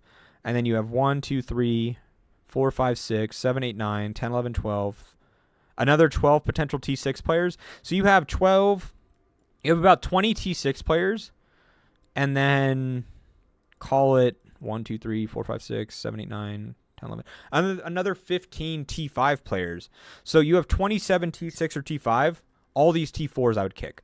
I would move all these guys that are from here until probably here. I would move all of them into an Academy Alliance. And then I would register with just T5, T6. Because where you don't have a whale that's outstanding here as well, like this is the thing, again, this is my critique with most alliances, is that they will register to go up into the upper G brackets, whether it be Apex or upper elites, and if you don't have a single whale on your team that has a 6 mil or 7 mil armament set, you are screwing your team over. You will be nothing more in AR than a team that fills other rallies and other garrisons for those that do have 6 or 7 mil armament sets, or if you're an island raid, it's just a matter of time until you get matched on a map where there are 1 or 2 players on the map, or 1 or 2 alliances on the map that have a 6 or 7 mil armament for rallies and garrison, and they will run you down and they will send you back to base. Because you can have all the troops in the world, but if your enemy team is taking 5-to-1 trades against you, you are not going to hold it that long. So that's the only thing that I can say, is that I would do the same thing here. Sacrifice the T4s, recruit a 6 mil plus armament rally or garrison player, or ideally both, and you would probably see your combat effectiveness go way up, and the amount of games that you win go up as well. Sona. This one.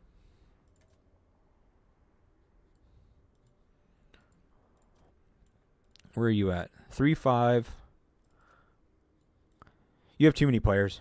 Everybody that is 35 mil or below, I would cut from this, because you already have a 100 mil player. 1, 2. Let's count your T5s. We'll call it 60 mil plus. 2, 4, 6, 8, 10, 12, 14. Yeah, you've got like 15 T5 players with 1 T6 player. Anybody that is newly T4 or below, I would get rid of. I would move them all into another alliance.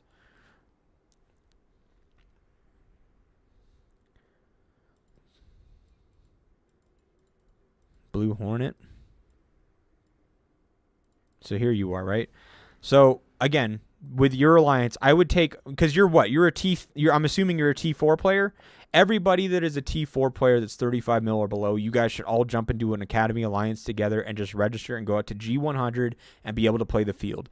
Because I'm assuming that because you're at the 3-5 mark, that you're probably around the G20 to 30-ish mark, and G20 to 30 will still have a good sum of T6 players on the field, T6 rallies, T6 garrisons and such, and your team does not have that. So same thing, it's just a matter of time until your IR matchmakings, your GW matchmakings, and your AR matchmakings are pinning you against teams that your team cannot compete against because of your troop ratios.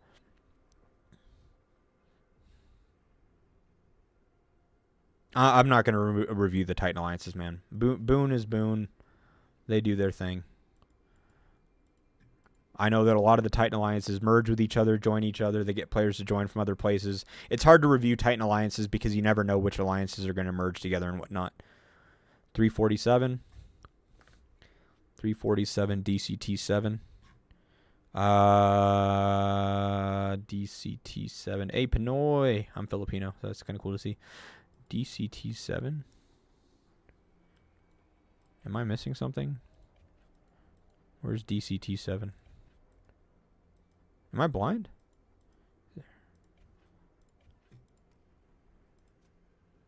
Is it this one you want me to review?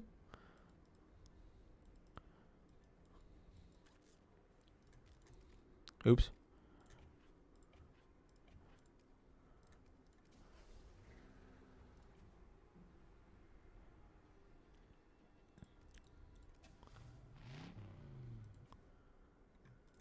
These guys need to cut. I don't even know if this is the alliance you're talking about, but Dynasty needs to cut. This person's really good. They have so many old accounts that because their power is limited and their kills are limited, they're probably not spending the amount needed to be carrying a bunch of armaments, like really strong armaments and stuff. And at 8 bill, you need to have 343. Oh, I typed it wrong. That's my bad. I'm sorry. I read 3-4 and then I read the 7. I'm sorry, from DCT7. I'm sorry. That's my fault. DCT7. I'm sorry. I mistyped. 2.5.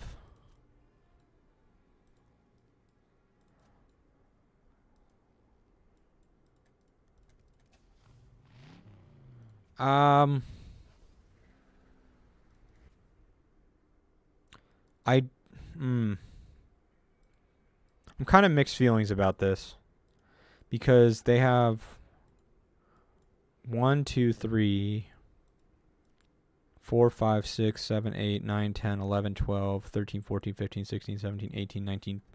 They have 19 fighters. I don't know how I feel about this. This is so vast and like widespread. Like this is an account that's much older than mine.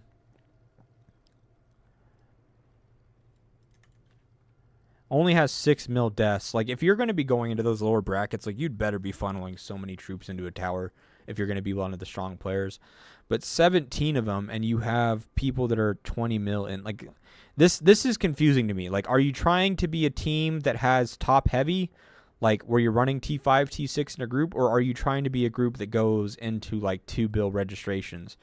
Because, I don't know, like, I feel like you just cut the lower players here, like, but at the same time, like, then you just don't have I don't know, this is like too few players to like critique, because yeah, like you have like 20 players, but it's not like you have 20 T5 and T6 players or 20 T6 players where you're fully effective. Like you have 1, 2, 3, 4, 5, 6, maybe 7 players filling T6 on your rallies and garrisons, and then you have another like 5 T5 players. But then as soon as those 10 T5 and T6 run out, like you're stuck with like T3 or T4, I mean. So I don't, but I mean, I guess that works in like the lower brackets. I don't know. I feel like this is just too low of a power with too low amount of troops and too much of a disparity, which you're going to have that disparity at 2.5 bill with a 200 mil player. I don't know. I just don't feel like this guy right here, or this one. Well, maybe this one because it's a 178 at 164. But I don't feel like this guy here is bringing what this team needs. I feel like this guy, his combat rating is probably like 600 mil. Which, I mean, 600 mil, like if you just cut him, you're either going to send the rest of the team into a more appropriate bracket, or that opens up enough room to where you can just grab like 5 or 6 T5 players for the same price of his power and be able to fill up this person's rally and garrison. That's probably what I would do. I'm not reviewing Boone. Like I already mentioned that. I'm not reviewing Boone, sorry. 241. I'm not going to give critiques to people I'm good friends with. Like I'm good friends with Nam and Samuel. Samuel was one of my main inspirations for getting into garrison play and stuff like that anyways. Like, however they want to lead the alliance is how they lead the alliance. And Boone, and like I said, a lot of the Titan alliances merge with each other and stuff. And so I can't sit here and be like, oh, this team needs to do this team should do that, when a lot of times they just merge with other alliances anyways. 241 VCE.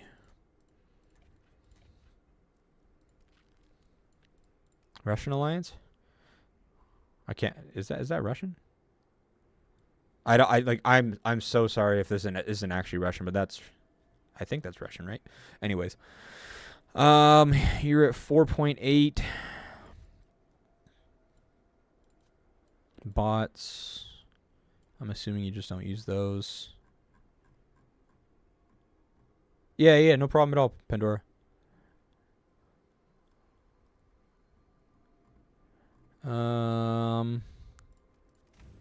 150, 133, 40 mil deaths. This person's putting their heart out there, but I don't know. No white parts. Are they spending enough? I mean, they got the tank. So my critique on this is that we would probably match with you guys in events. Like, we would fight against each other. And you have 1, 2, 3, 4, 5, 6, 7, 8, 9, 10, 11, 12, 13, 14, 15, 16, 17, 18, 19, 20, 21, 21, maybe 22 T6 players. This is about as balanced as you can get. This is about what we would be doing as well. I would get rid of this person, get rid of this person. Again, when I say that, if you are watching and you are one of those people, please do not take that offensively. I am not saying that to put you down as a player. I'm simply saying, like, what's best for the Alliance and what's best for you as a player is that you at 39 mil, you at 47 mil, you at 69 mil, and even you at 70 mil, you aren't going to have the combat capabilities to compete at the same level that these guys are playing at. And at the same time, if you're running 70 mil, I mean, you got a 175 with 4-6 deaths. You're probably doing okay. 175, 4 mil deaths. Like, you can tell that these people are like funneling into Garrison, and these guys are killing off their troops because of it. But the thing is that, like, I guess it depends on you as a player. If your start and stop of enjoyment, if you are one of, I would say, these players are down. So from this player and this player down, so any one of these 9, if you enjoy just filling Garrison and rallies, stay on the team. If you don't just enjoy playing Garrison and rallies and you would want to play field more, I would move these 9 players and do an Academy Alliance and free up, like, what, 240, 310, 380, 450, 520, 560, 600 mil. You would free up 600 mil by removing these 9 players, which cuts your registration power down by about, like, what, like 15%. So you would have better matchmaking for the rest of your teams, which then takes off some of the weight on the upper end players. So this person here, for example, doesn't have to have 40 mil deaths. At the same time, you would improve the overall experience that these 9 players would have by going into a bracket where they can do more than just Garrison and rally. So I would personally, if I were one of you 9, I would consider moving into an Academy Alliance or something of a lower end alliance for registering for events, and then just stay in VCE to grow your accounts outside of that. Otherwise, this is pretty much our exact setup. Like, here, before I continue on, like, let me show you. And let me do something. I'm going to have to stand up from my computer real quick and walk into my office and hit accept and transfer leadership real quick. But give me 1 sec. I'm going to run to the office real quick, and I'm going to give myself R5. Hold on. 1 moment.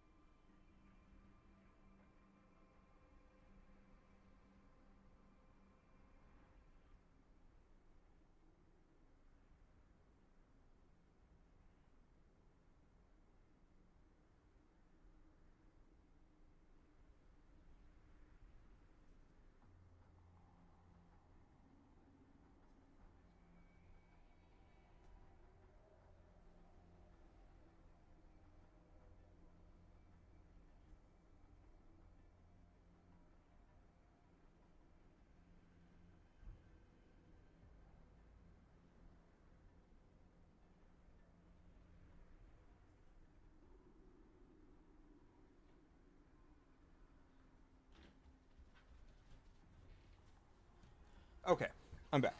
Sorry about that. So, with our alliance, and let me sort this, right? So, let me take the guys that were out and away. This one's going to be playing with us. This one's going to be playing with us. This one plays with us. This one plays with us. I don't think, no, he's not. Okay. And then you play with us as well. And then let me move these. Like, I'm just going to give you an idea of what our matchmaking looks like and how I have it set up.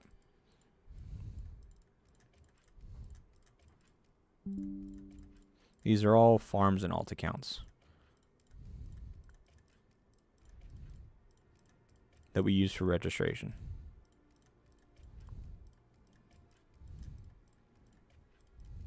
Okay, so now that you're looking at our team, right? This is what I register for AR. I register 1, 2, 3, 4, 5, 6. Actually, this guy, I think I'm gonna. He was from one of the other alliances in the region. So I register 2, 4, 6, 8, 10, 12, 14, 16, 18, 19, 20, 22, 24, 26, 27 of us, right? With 27 players, I have 26 T5 player, 26 and a half T5 players, or T6 players, sorry, because he's a T5 player with one T6 troop as well. So 27 players, 26 and a half T6 players in our roster. On top of that, I have a 7 mil Garrison. I have a 6.3 mil rally. ABZ has a 6.5 mil range rally. Greaves has a 6.2 mil rider rally and rider Garrison. So we have a team that registers with 4.5 mil alliance power, or 4.5 bill alliance power, sorry. We bracket usually in about G7 to G10. In in IR, I think we're in like G26. But we have a full T6 roster and four 6 mil plus armament sets for Garrison or for rallies. So I can hold a Garrison, Greaves can hold a Garrison, and that still leaves us 2 ranged rallies to be able to rally into the towers, or ABZ can also Garrison with his range set because he has it built out that way, and I can still have a 6 mil or 6.3 mil range rally that everybody can fill. So we register with 4.5 bill, but we have the capabilities of 3 whales in the alliance as well. So it doesn't matter if we go against a 6 bill team, a 5 bill team, a 4 bill team, doesn't matter what it is. Even looking at a lot of the teams that we've looked at today, a lot of your teams are 8 bill teams, 7 bill teams and such, and you don't even have a single 6 mil plus armament set. And so you'll never be able to break one of our 3 towers. We can hold 3 towers completely effectively and fill them with T6 to the brim and nonstop, and you'd never be able to break them. And then we can just rally back into yours. Yo, what up, Panda? How you doing, buddy? So that's how we have ours built. And so, like, when you guys are like looking for feedback on yours, that's the only thing that I have to go off of, is that we are registered strictly with combat power. We don't register anybody that's not adding to the combat effectiveness. I'm not recruiting anybody that isn't a 6 mil plus armament set person because I have space allocated for that. And so, yeah, like if you're not adding to the team, I don't really need to bring people in, because otherwise you're just inflating our power. You bring us up into the upper brackets, move us closer to Apex, and I don't have the whales to be able to compete there. But G7 to 10, where the enemy legions and the enemy alliances, an enemy legion and AR might have 3 whales, I have 3 whales on my team to be able to compete.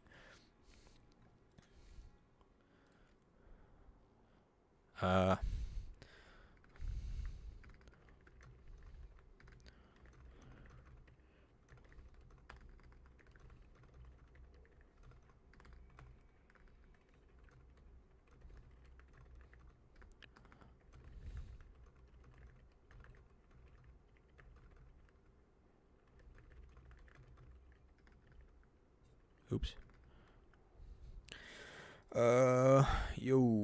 Oops.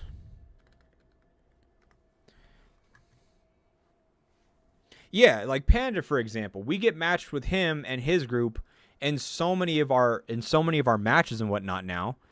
Because I know that he cuts down power as well to register, but he has Big Daddy, for example, which has a very strong rally and Garrison set. He has players that can match.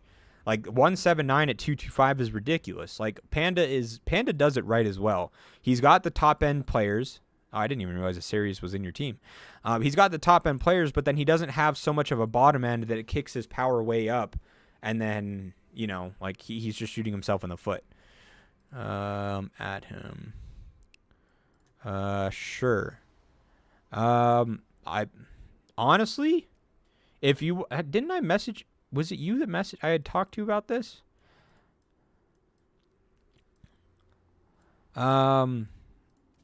You would be able to join, Adam. I thought that I had messaged or talked to you about that, but you have a new enough commander ID and clearly you fight a lot for how new your account is. So yes, you'd be able to join.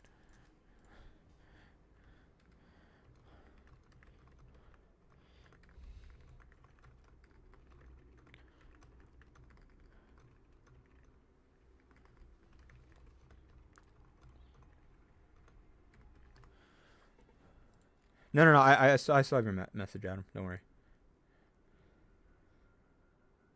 Oh. Was he really? Oh, yeah, you're right. Look at that. I want to zero myself, too. I'm gonna say it here. I'm gonna say it now. I want to zero myself. I have no reason to be 265 mil. I don't need 7 mil troops. I have 7 mil troops because I trained like 2 mil troops during that TC that I got Stella, that I had to, I think I was at like 900 mil points or whatever it was, or yeah, I think it was like 900 mil TC points. I trained so many troops, but I don't need these, so I want to zero myself, man. I got to cut these troops down. I need to zero myself once.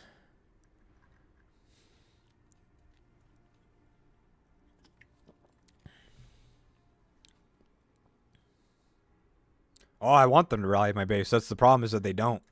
I swarm towers and stuff. Like I've gotten my where's it at? Like I think I was at like 22 mil deaths or something like that a couple ARs ago. Or not a couple ARs ago. It's probably been a few months. But yeah, I've been kicking my deaths up like a shit ton recently. I'll swarm anything now.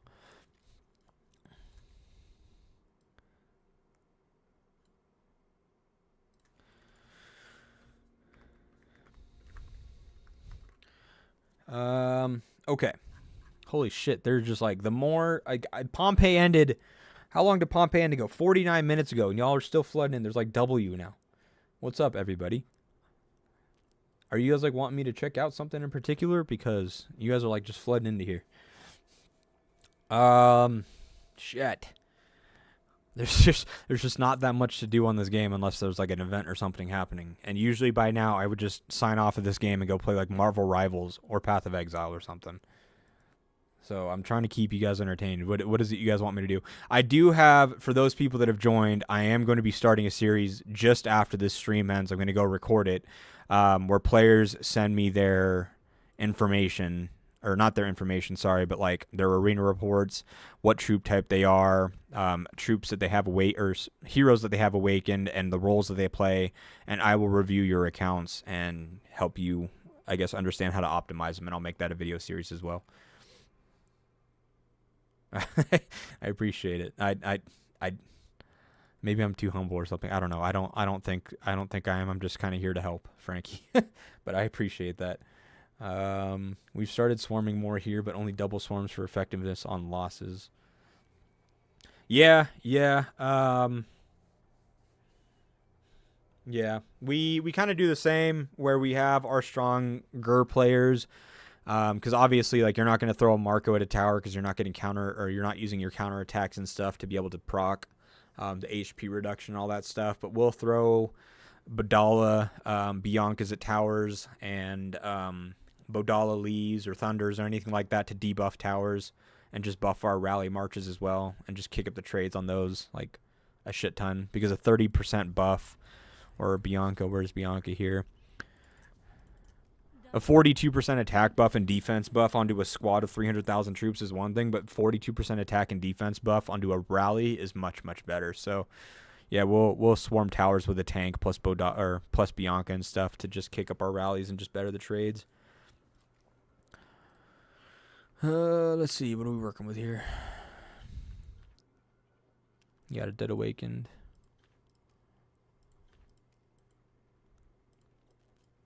I mean, yeah, you're welcome to join. You're totally fine on that end, Adam. Let's look at your account though. If you want, Adam, if you want me to do a full breakdown of your account like I'm gonna do for Frankie, copy what Frankie did here and just give me your troop type that is your main troop type that you're focusing on. What heroes you have for that troop type.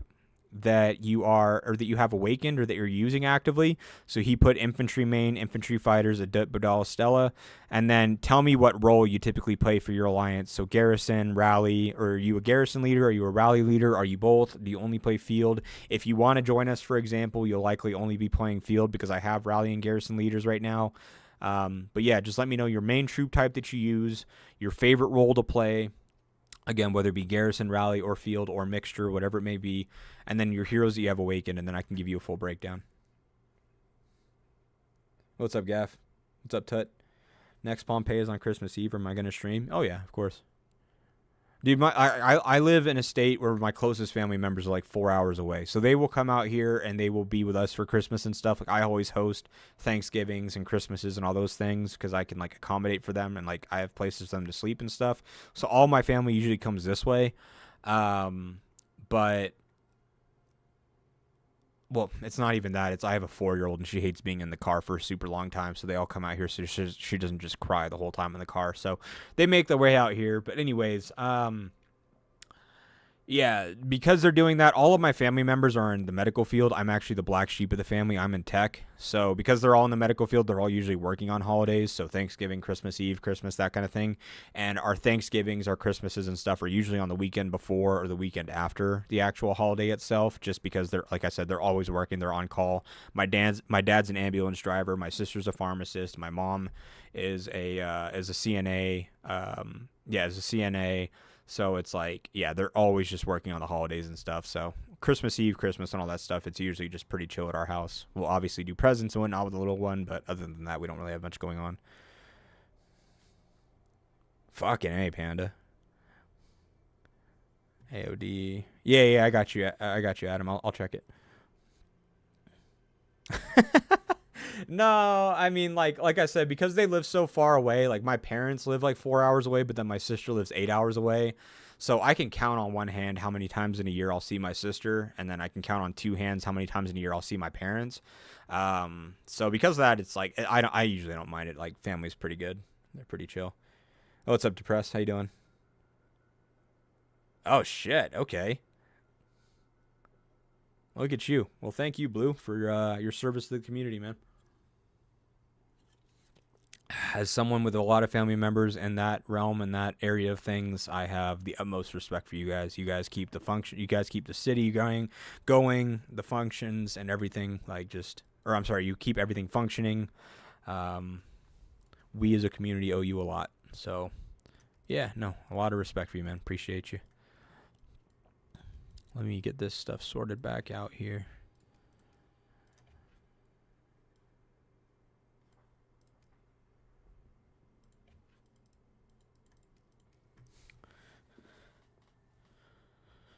Yeah, man, they all do well. Like I said, I'm the black sheep, so. Fire sprinkler designer, that's fucking badass. What the hell?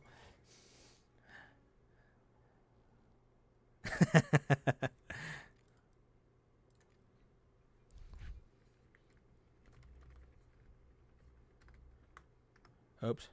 If I could spell.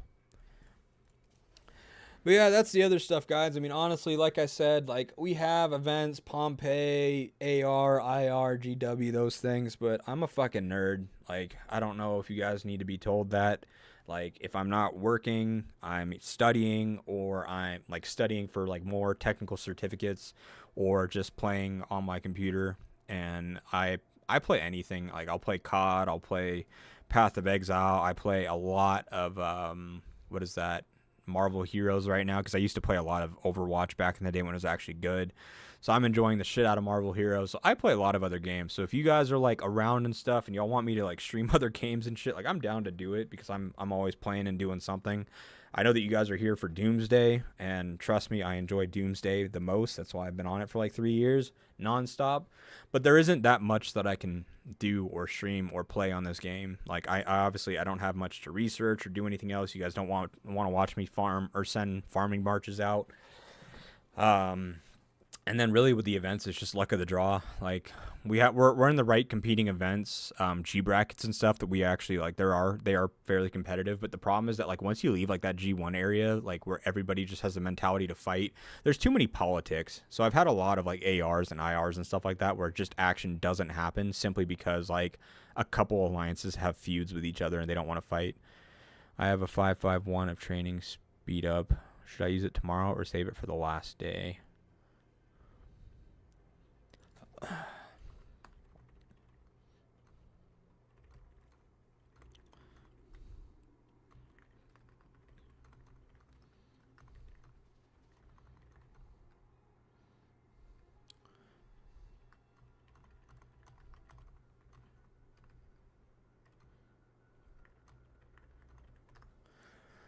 So what are my thoughts on PoE 2? I'm loving it. Like, okay, so here's the thing, right? Like I played Path of Exile for how many hours do I have on Path of Exile actually? Let me go look at PoE 1.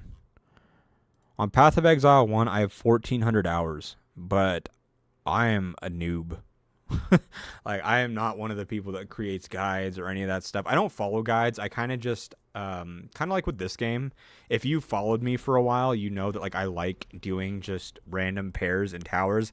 Like, a lot of people in G1 to 5 have been using Stella and Riven this last AR, but the first AR, when I had her fully awakened and I transcended these 3 skills because then I could use her on Garrison, I was running Rigoro and Stella in Garrison for AR. So, like, you can see everybody was doing it this last one, but the one before it, I was, let me see.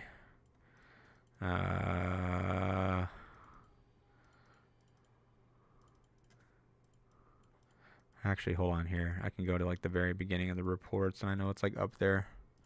Give me one sec. Yeah, so you can see, like, I was using Rigoro and Stella, like, in the very beginning of AR, like when I first awakened her, transcended her, and it took a bit to like learn to like figure it out and like how I was going to use her. But and this actually, I think that there's still a bug with Stella on Garrison, because you'll see, so like I'll show you guys this real quick since there's so many of you here. I reported this as a ticket. Can I can. Oh my god, hold on. Okay, I can show you guys. So look, so you see how this rally here, this first rally ends at this point of the report, and then the whole report itself is 6.5 minutes long, right? And so this rally probably cut off at about 4 minutes, and then this is about 2.5 minutes where it's just the second and third rally. So you can see on this part of the report where it's showtime and final performance, her other one, that when the war wheel stacks like cut, it does damage. You can see how they dealt damage to the first rally, and then assuming that the first rally ended 4.5 minutes in, and then you've got another 2 minutes, 2.5 minutes of hitting the second or third rally. As soon as this rally cancels, now this tower is focusing one of these two rallies as the next rally that it's like primary focused on, and so her rage skill and that other skill should now be targeting that one, right? But you can see here, it wasn't the second rally because there's only 3 skills here, whereas on this one it has 4. So final performance and it's showtime. So it wasn't the second rally. It wasn't the second rally. You can see it. Like, final performance didn't kill anything. And then on the third rally as well, you can see it. Final performance didn't kill anything.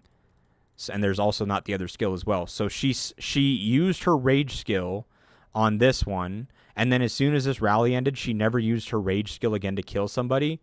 And then the what is that called? Final performance never triggered as well to do kills as well. So I think that she's still bugged on Garrison. So that's why I used her for a bit, but then I was trying to figure out, like, why did this deal so much damage here?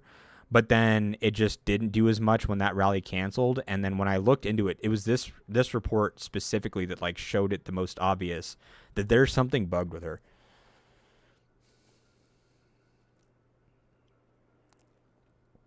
Jesus Christ, yeah, see, Gaff, like, you could teach me something. Like, I enjoy the shit out of Path of Exile. I do. I love those games. I was an avid Diablo player. I love theory crafting. Like, that's what I was actually getting to, and why I was saying, like, I use, like, Stella on Garrison. I love theory crafting and using hero pairs that, like, other people don't think of. So, like, a lot of people are like, oh, like, I'm going to use Bodala and Riven because she's going to kick up his health shield by 30%. And I was like, well, Bodala now deals 15% of the shield damage automatically, and then Robert, on top of that, he takes 15% or 16% of the damage absorbed by the shield and funnels it back as well. Like, that could be a significant amount of damage dealt back if this shield is super fat and it absorbs a lot of damage, and Robert deals 16% of that out, plus you deal 15% of the shield value as well, guaranteed. So I like to theory craft. I like to think outside of the box, and not everything I think of works. And in a lot of cases, it's not. In a lot of cases, there's a lot of better pairs that you should be running. But that's also why I was running like Rigoro and Chasey on Garrison, with Chasey having a certain amount of transcendence on her. Oh yeah, there you go. Hey, whoever's talking about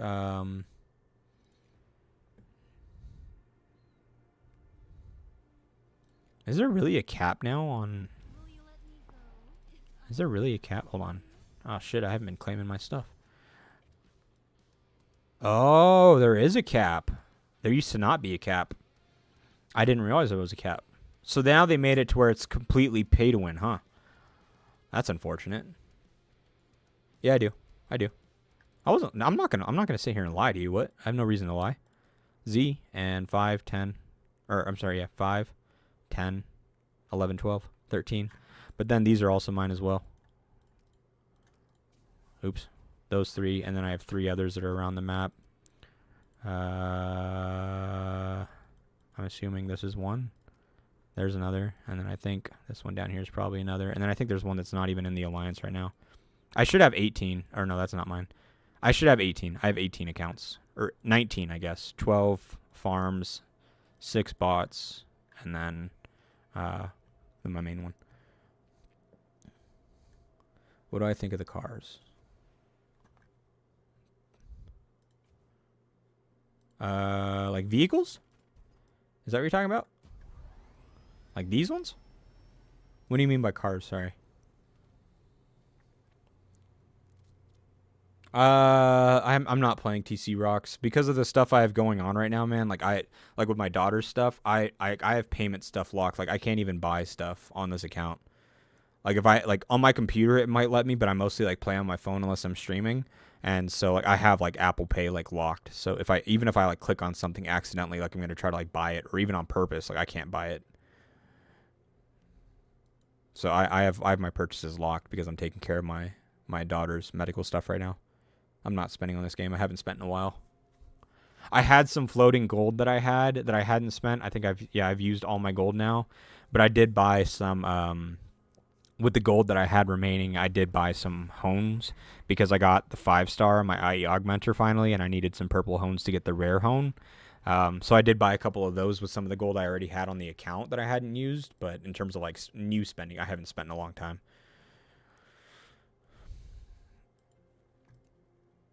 Oh, yeah. Yeah. I usually reset these. I forgot. Similar to this was a break the mechanics. Not that hard. I enjoy this more because it's team based. Yeah, me as well. I like the theory crafting side of things, but I do like that in this game, as long as you're not like in G1 to 5 where it's just a money pit, or like a wallet war is what I call it, where it's just whoever can throw the most money at the enemy player's towers will win. There is strategy involved. Like you can legit win games and fights simply through strategy alone. I know Rox can attest to that because he's been around a long time and he's been in tough matchups long before armaments and vehicles and all that stuff was introduced. And the strongest thing you could do was white parts. You could still outperform back then as well. Strategy is a big part of the game. Where they do invest in vehicles, yes, I think so. The helicopter one, if you've got the money for it, buy the helicopter. You get a shit ton of vehicle parts and components to kick up these as well. So I would do that. I'm just gonna take that. Why not? Yeah, I would take the helicopter. If you're an infantry player, the tank was a good one to have. Obviously, I don't think you can get it anymore. But yeah, I think I don't see any reason not to invest in vehicles. Yeah, there's no reason to. I put a video out on it, Blue. So there's a couple things you can do. So if I want to get my base rallied, right? So if I'm in AR, if I'm in GW, especially GW or IR, and I random port on the map, right? And I get close to an enemy's helipad and I want them to rally me. I don't have, what is that called?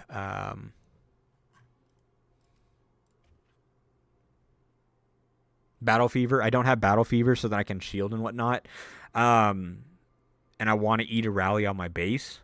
Then what you can do is that if you have your vehicles, like, because with this amount of vehicles, with less than 250,000 or right at about 250,000 cars, you still have enough to be able to 5 march on or send 5 squads to level 6 tiles and clear them all perfectly fine without issue.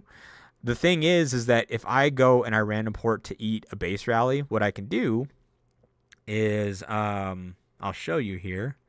So you can do this with hive minds, or you can do this with these as well. So if I just plant one of these guys here, right, and it lasts for 2 hours. So let's just say I random ported and I'm out here and I'm by the enemy helipad and they're rallying my base. You can see that with my squads, I have 7.4 mil troops with these in here as well. And shelter squads, you can see that they're in the shelter. I can go here, hit rally, set this to 30 minutes because odds are, like, the enemy's launched a rally. It's going to hit in the next 5 minutes. That rally is going to last, you know, probably not longer than 30 minutes anyways.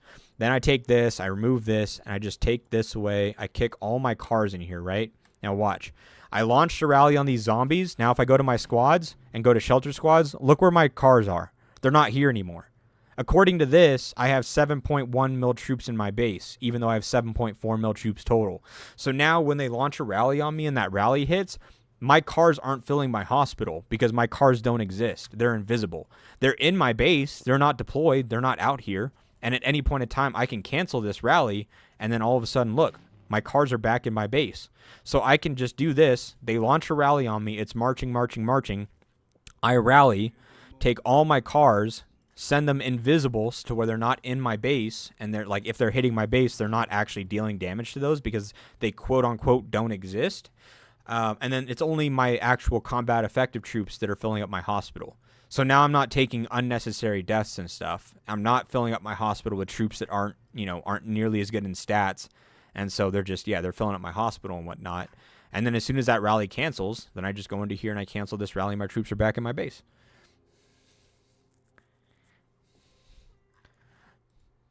That way I can leave my garage and all of its space. Because usually, like, in those events, right, it's like ×2. So you have like 1 mil capacity or like 800K capacity, whatever it is. I leave and allocate all of my space directly for that. And usually on one of those reports, like if you cancel the rally soon enough, like by putting on a shield or they just rip apart your base, whatever it may be, usually you can at least eat 1 full rally, get your base burned, and still have a hospital that has space in it. And then at that point, you can just shield around random port away or whatever. But total T6 troops, I have 7.4. Alex. Last IR/AR, they matched my alliance with huge alliances with the rating was 5.2 bonus. They changed something on matchmaking. What alliance are you in and what region are you in? The thing with AR is that it's one of two things, and it's kind of unfortunate, is that as an alliance, you have a 1 in 6 chance or 1 in 5 chance, like when you look at like the legions, right? You're going to have 5 or 6 alliances. You're either going to be the one alliance that is strong in the legion and leads the legion, or you're going to be one of the 5 or 4 filler alliances. And odds are you're going to be a filler alliance, again, because it's like a 1 in 5 or 1 in 6 chance that you're a lead alliance. If you're a lead alliance, you're the strong alliance in your legion and typically on the map as well, like one of the top 4 alliances, right? So that's where like it's favorable for you.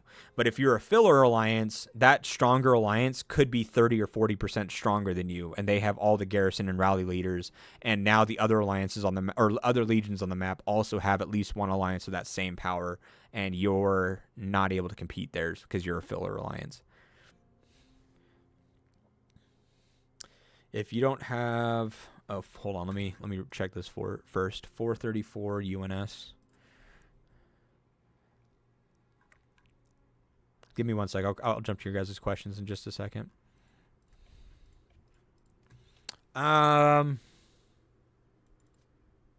So yeah, you're up at the 5 to 6 bill rating. So here's the thing, right? I'm just gonna point this out. You have these are bots. These are bots. But then you have 1, 2, 3, 4, 5, 6, 7, 8 players that are either weak T5 or lower T5. And then you also still have 1, 2, 3, 4, potentially 5 T6 players. 1, 2, 3, 4, 5, 6, 7, 8, 9, 10, 11, 12, 13, 14 T5 players, I would cut your T4s. Anybody that's in this alliance that's a T4 player, like these 7 right here, or maybe these 6, these 5, whatever it may be, I would drop them, move them to Academy Alliance, and then just register that way. Because that's the only thing that you can do to control it. Like, if you have a mass majority, like, if you have 75% or more of your team is T5 or T6, or like, yeah, T5 or above, especially if in that 75% breakdown of T5, T6 that you have, at least 30% of them are T6, you are doing yourself as an alliance, and you're doing your alliance members both an injustice by keeping T4 members for registration, because those T4 members aren't going to be able to compete with T6 on the field. Your T6 garrisons, and when you're garrisoning or rallying, you're going to get much better combat performance and much better trades if you're filling it with T5 or T6 troops rather than T4. Take your T4 players, send them into an alliance during registration time where they register and match with an AR bracket that is primarily T4 players or T5 players at best, and allow them to have more fun than just filling garrisons or rallies. Yeah, you too, Rox. Happy to see you too, man, always.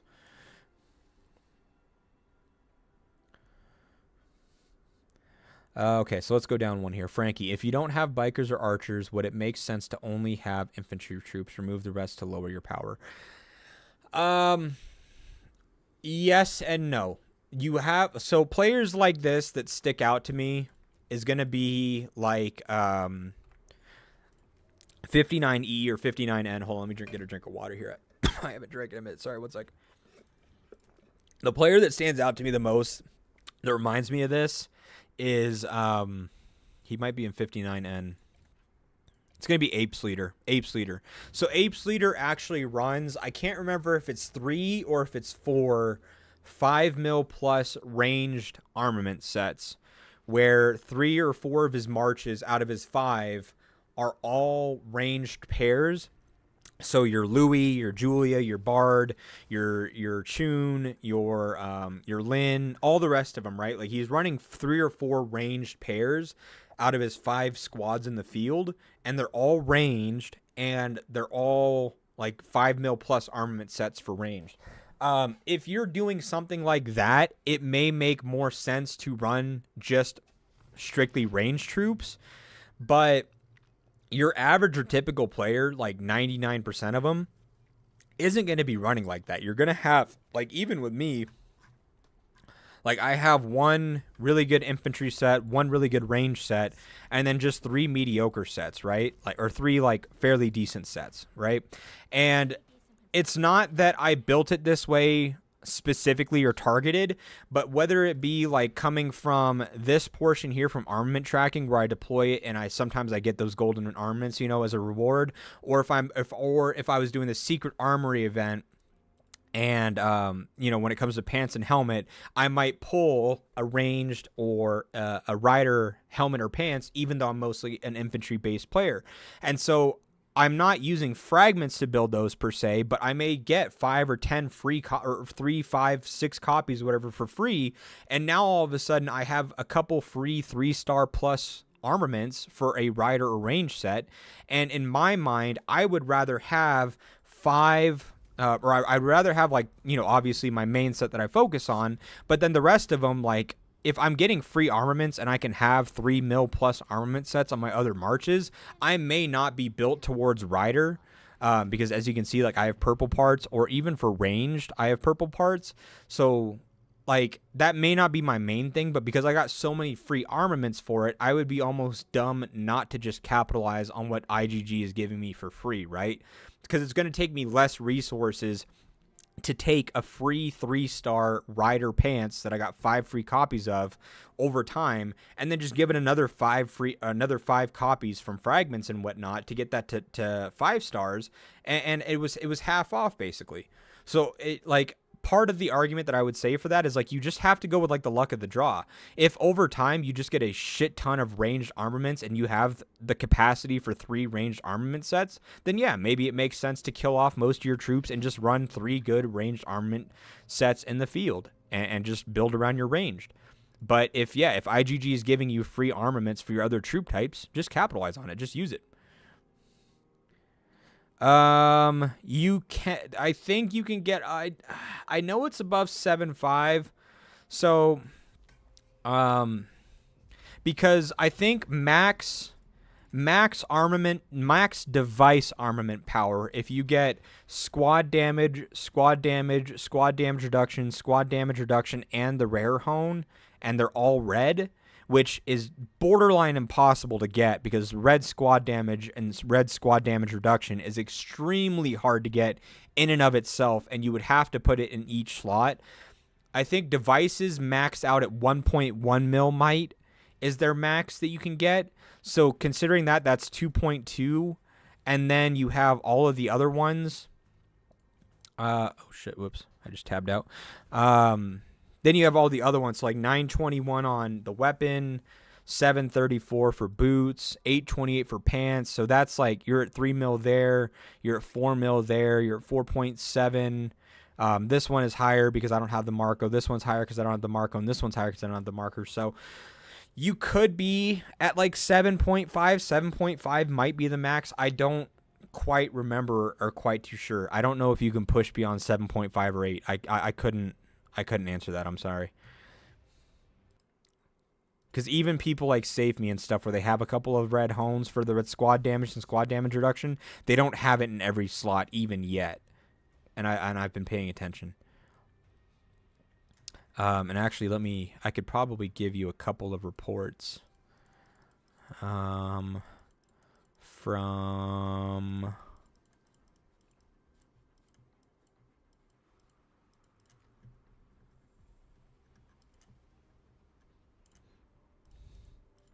so UOD.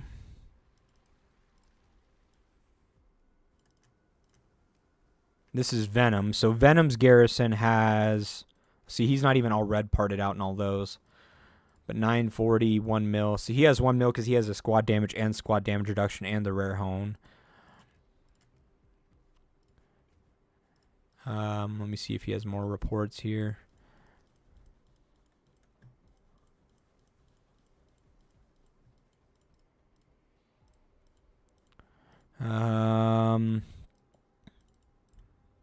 I can't tell who's who. But yeah, like most people, like nobody has that 1.1 mil device yet. If I kick T4 out, we don't have enough members for registration. That's the thing, is that you'll have to kick the T4 members out. So, okay, so I'm going to go back to you real quick, right? Is it Akif? I don't know how to pronounce your name. I'm sorry. AQIF. I'm going to go back to you real quick. 434 UNS, because we had talked about kicking out your T4. So your registration requirement for AR and IR is either a level 16 account or a level 20 account, right? This is 47 mil, plus this is 90 mil to combined 125 mil, 170 mil, 210 mil, 260 mil, 310 mil, 360 mil, 410 mil. We'll just stop there. 410 mil, call it 420 mil. 420 mil is about 15% of your power. You would kick down your power by 15 to 20% by removing those players, and in their place for removing 400 mil or whatever have you, you can trade 400 mil might for this right here where we have it, like 2.5 or 2.4. You do that times 7, you're trading 400 mil might of registration for 14 mil might of registration. So you're doing it for 1/40th the tax to your team in terms of registration power, but you're not losing a lot of combat effectiveness because you're not losing T6 players, you're not losing T5 players, you're not losing 6 mil armament leaders or 7 mil rally leaders, whatever, anything like that. You're not losing whales. You're just simply cutting down on the filler troops, which are T4s in this case, and then you're replacing them with just accounts that are simply there to register, to meet registration requirements. Yes, you have less players to fill your garrisons or rallies, but because you have an easier matchmaking as well, and it's the theoretical there is that you're going to go against enemies that are, have less of an average on their rally or their garrison armaments as well. So you're going to trade better as well in your towers on your garrison or on your rallies into enemy towers. So because you're trading better, you're saving more troops, which means you consume less troops for your players that are active, so it balances out. You have less players filling, but because your enemies are weaker as well and you have better matchmaking, you're saving troops on the same end. So we went, for example, from G1 and G2 for a whole year into G7 to G9 on average, and in 4 months I had gone from losing an average of 200 to 600,000 troops every event to just a few months of being in G7 to G9. I managed to win 4 ARs taking 1v2s against 2 legions. So if we were Azure, we were 1v2ing Crimson and Jade at the same time. Did that 4 events in a row, and I still went from my troop count of I think like 4 mil troops to like 6 mil troops. This wasn't TC training, this wasn't anything like that. I was just losing so far less troops because my trades and garrison and rallies were so much better that even though, yes, we had less players filling towers and stuff, our trades were so good that I was losing troops slower than I was training new troops. So I'd actually net plussed more troops during that time.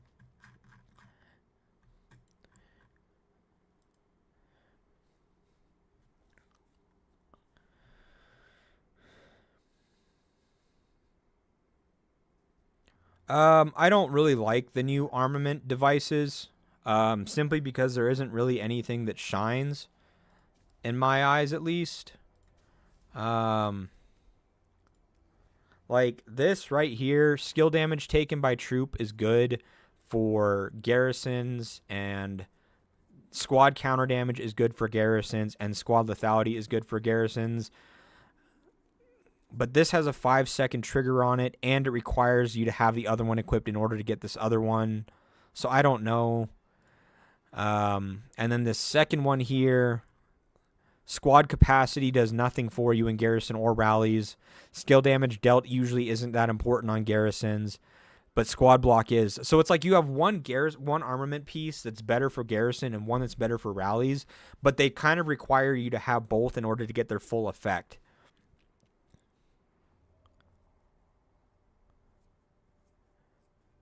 So it's like, I don't know, like if they were both towards garrisons or both towards rallies, I'd be like, yeah, they're great for this role. But because you have one that has more garrison basic attributes, because like think about it, right? If I'm using this on my rally set, squad counter damage does nothing for me. Because if I'm the first rally that hits the tower and they're hitting me with basic attacks, then yes, I'm dealing counter damage. But if this is AR and I'm the second or third rally hitting the tower behind a tank rally, I'm hitting them with basic attack damage. They're hitting me with counter damage, but they're never hitting me with a basic attack, so I never deal counter damage. So this second basic attribute becomes useless. And then also as a rally, I may not be taking skill damage from that garrison unless they're using an AoE garrison like a garrison hero like Louis.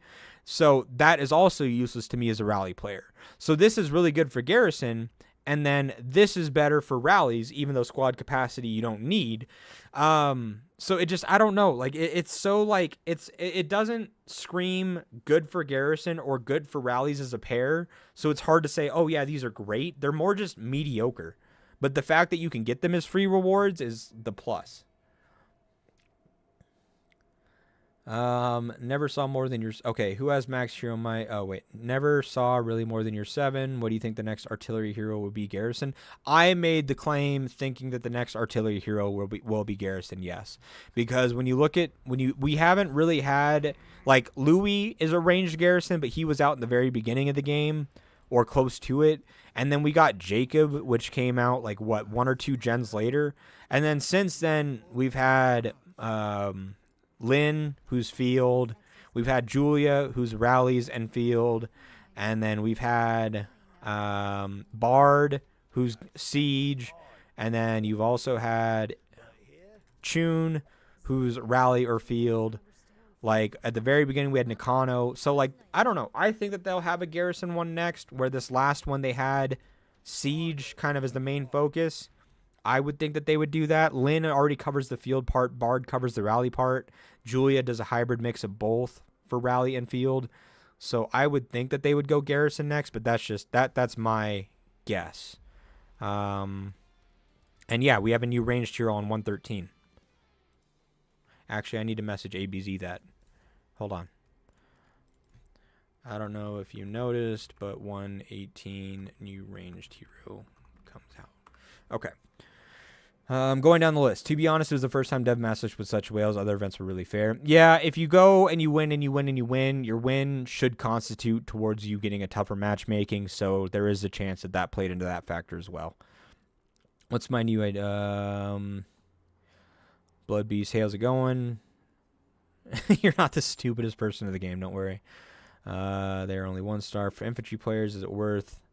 Dickey Zevor vehicle of an investment as a boost, mainly range and rider type. Let's take a look. The Dickey Zevor. So I use the training speed, the squad firepower here. I get the 1% squad infantry here. I get the infantry HP here. This is just a flat travel speed for everybody.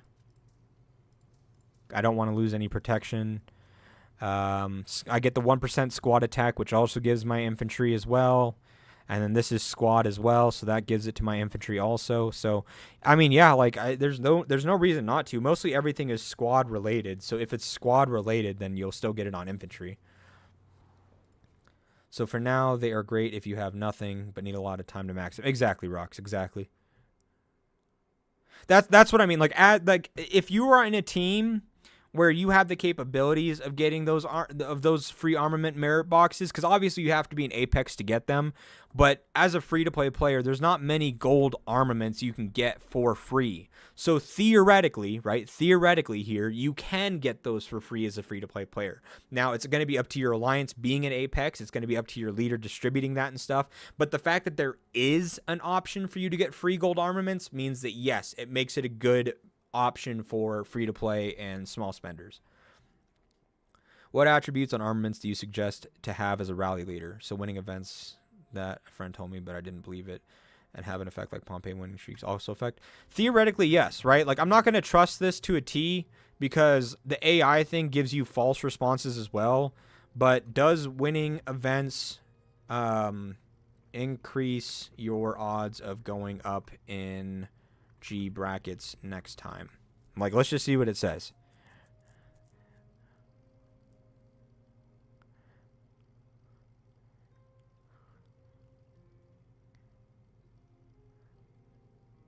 Yeah, so it doesn't say it specifically. However, in similar events like the Wasteland Challenge, so like your AOD and stuff, your rank and the points at the end of the event. So Wasteland, like that's your that's you using like your ammo and your hammers and all that stuff. To try to score points, and if you score more points, you go up in a bracket. In AOD, if you're in the upper bracket, like if you're in the top, whatever it is, you promote to go to the next bracket also. So there already is factors in the game that's like if you win or you do well, you go up. If you don't, you go down. So it's only safe to assume that they probably applied the same mechanic and logic to the other events as well. That again is just the way that I put it, because I've seen that time and time again. You win. Now all of a sudden you've gone from G10 to G7. You lose. All of a sudden you've gone from G7 to G13. Now, they don't have it hard-coded or hard-worded in a resource spot to say, hey, this is definitive, but as anybody like Rox or anybody that's been on the game for a long time and does, kind of peels back the covers and peels back the layers to kind of see what's underneath, it's not hard to see that there are a lot of untold truths in this game that they don't mention but are actively happening. Hey, man, leave me alone. I am a noob. What attributes on armaments do I suggest as rally leader? So it depends. So let me throw the question back at you. I'm gonna say Akif, but AQIF. Which troop type are you looking to rally with? Are you looking to rally with infantry? Are you looking to rally with ranged? Are you looking to rally with rider? With that in mind as well, yeah, like I guess let's just start with that. Which troop type are you looking to rally with? Because depending on what troop type you use is going to determine the attribute that you're trying to use as well, or trying to go after. Not spending on this game anymore. What about vehicles and parts? Vehicles, I would 100% spend for, because that's a guaranteed. Spending on armaments is one thing, but then spending on hones is a gamble. You could spend 200 purple hones and get 3 or 4 red hones. You could spend 2,000 purple hones and only, or purple hone fragments, and only get 1 red fragment or 1 red hone during that time. Like, is that likely? Not really, but it's all gamble. So I would, like, if you're limiting your spending, I wouldn't spend on hones specifically. Get everything to gold hones or a baseline and leave it there, and then spend on the guaranteed ones that you do get guaranteed stats. I know that if I spend X amount of money, I can get my garage leveled up X amount, which gives me X amount of stats, X amount of lethality or firepower and protection and stuff. Go into the guaranteed stuff. And then with that spending, usually you'll also get diamonds alongside it. So like if you're going into special promo here and you're doing like the mega or the customization contest, right? These are giving you the vehicle stuff, but you're also getting diamonds as well throughout that process. And then take the diamonds and then go into the brandy event and use your diamonds on the brandy event to get your parts up. That's what I did. But that's what I would do. Pompeii winning streaks also affect. I assume so with the Pompeii one. Can you go over the helicopter benefits? I've been working on the fence. The helicopter one I would absolutely do. Just not even thinking about the helicopter benefits themselves. But if you were to spend $300 on vehicle events, so like the Julia event or any of these other sales that they have, usually you would actually net more from buying the helicopter and the packs that it provides than those ones in general. But the squad firepower and the training materials used is great. I get, as an infantry player, I get infantry defense here. Rider squad travel speed. I could switch this up here and take some infantry one, but I do have 2 rider marches, and one of which is a runner for like Pompeii and stuff, so I took that happily. Squad protection and squad travel speed here is perfectly fine for me. I get some infantry attack here, and rider attack, squad firepower. That's for all 3, so yeah, nothing wrong there. I personally like it, but the reason why I like the helicopter, and Rox was actually the one that pointed this out to me, was just how many resources you get to level up the things in your workshop from those packs, and it does equate to a very good amount. See ya. Thanks for being here. Call me noisy. I'm a ranged main, and I have Julia Bard. So I'll show you what I have. So on my range set, if you're going to be a rally main player, especially because when you look at Bard, increases basic attack damage here when the enemy is silenced. His weapon decreases the defense of the enemy. This increases his attack. And then, yeah, that's kind of it. Between those things, and then let me see if it was on Julia as well. No, that's just, okay, yeah.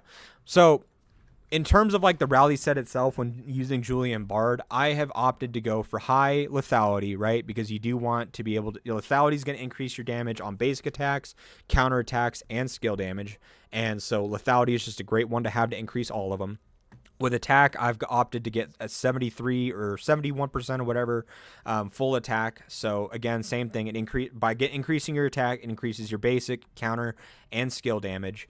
So get that as well. I did balance it out with block. Just because you're going to deal a lot of damage doesn't mean you also want to take a lot of damage at the same time. So I only got about 35% defense, but I did get 650 block. So I have 700 lethality, 650 block to mitigate a lot of the damage that I take also. I want to deal a lot of damage, but I don't want to take a lot of damage.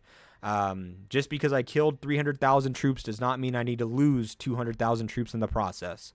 And then from there, just take skill damage, and then I went for high basic attack. So rally basic attack 10%, squad basic attack 15, 25% basic attack damage. I personally, if it was up to me and I was still spending on this game right now, I would get this to closer to 40% and then get my skill damage to at least 20%.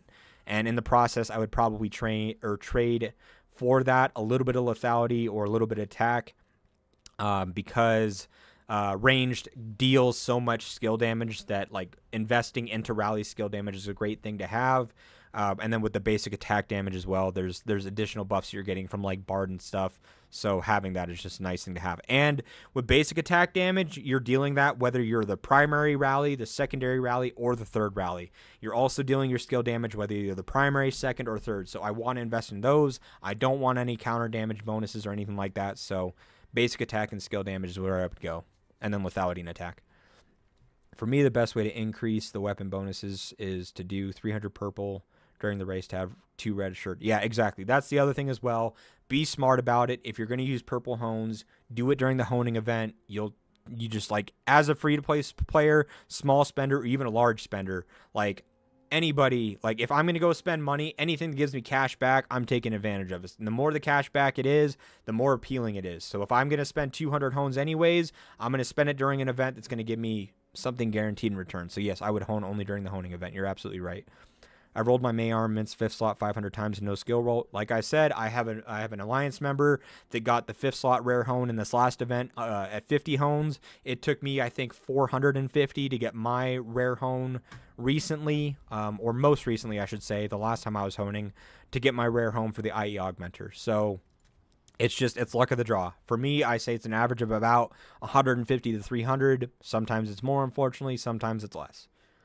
When do the flash sales come on? I don't know. I haven't really paid attention to the cadence of it because I haven't been spending ever since I got the medical bills for my daughter. I cut all spending on my account. So, which one is best in the field fight, Eddie or Bodala? It depends. They both serve really great purposes. They both serve 2 different things. Eddie, you'll probably deal more damage with, plus the fact with Eddie, you're also dealing HP reduction to enemy squads as well, whether or not they target you, just when he uses his rage skill. So Eddie, I run Eddie and Bianca as one of my marches, and then I run Bodala and Marco as the other. That way, when they target this march, Bodala is tanking it. Eddie is cutting their HP when they're targeted, or I'm sorry, not Eddie, but Marco is cutting their HP when this march is targeted, and then Eddie, even if he's not targeted, is cutting the HP of those same marches as well, just with his rage skill and awaken skill also. The Bianca is kicking up his rage to be able to use that rage skill more often, which lowers the enemy HP more often as well and keeps that debuff up longer. So I think that it depends who you want to pair them with and what the purpose is. Bodala is great for protecting your debuff and your buff marches. Eddie is great for just outright being more offensive than Bodala is. I'm in the same AOD tier with you, and I took a look at your marches and armaments before. Yeah, I mean, I can even show them to you. How do I look at my own? Can I even just look at my own? I guess, like, yeah, I could show you, like, a report, I guess. So I guess, like, there's the stats commander wise, and then the armament wise, like, oh shoot, hold on, I have, why does it say Julia? Hold on, I have to do this. Oh, I do have Julia. That's weird. I just realized that. Let's switch that up. That shouldn't be there. I'm glad you pointed that out, because yeah, I didn't realize that Julia was on my attack march for default. But yeah, then armament wise, there's my 7mm armament set. There's my 6.3 armament set. This one's like 4.1. This one's like 3.1, and then I think this is like 3.9.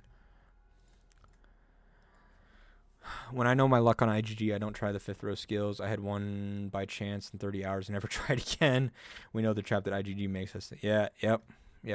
Nope, they will tease you by letting you get one quickly, and then the next 5 rare hones that you try to get will be extremely expensive. It always ends up that way. Can I refine this? No, not yet. Holy cow, man. 50 of you in here. Yeah, thanks for being here. So, to clue everybody in, this is something I'm going to be doing. I don't know if Frederick is still here. But I'm going to be, if you want to message me, if you message me a arena march or an arena combat of yours so I can take a look at your vehicles, your equipment, your hero, your armaments and stuff, you let me know your primary troop type that is your favorite troop type to use. So in this case, he's an infantry main player. And let me know the heroes that you have awakened for infantry, or the ones that you primarily use, but yes, specifically who you have awakened. And then let me know the roles that you play in your alliance. So are you a garrison leader for your alliance? Are you a rally leader for your alliance? Are you both? Or are you just a field player? If you give me this information, I will be making a series, and as soon as I end the stream here, I'm actually going to go record it for this one and upload it as episode 1. But I will review your accounts for you, make recommendations for you on your account based on what you tell me, and we will get that information out to the public as well, so other people in the same role or other people that are in the same boat, same position, you know, same focus or focal point for their account can benefit from it as well. What's my next equipment assignment, weapon or helmet? I'm going with the weapon on this one. I know that with the helmet one, if I remember right, gives you healing speed, right? Where the weapon gives you training speed.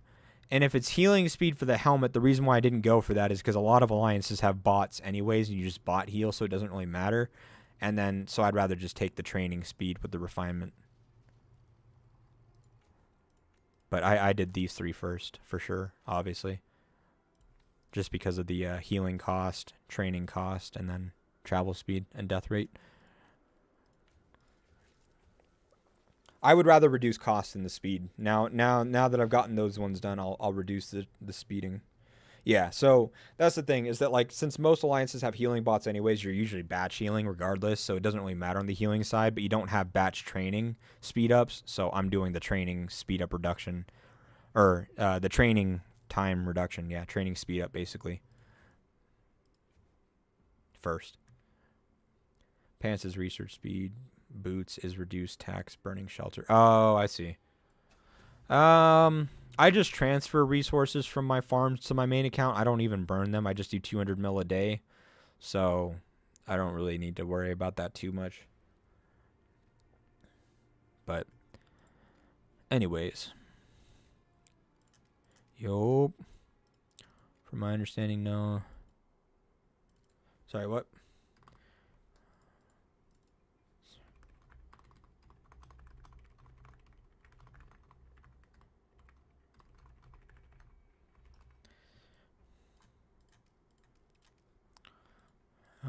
Can't see that message. Hello from stream. Hello.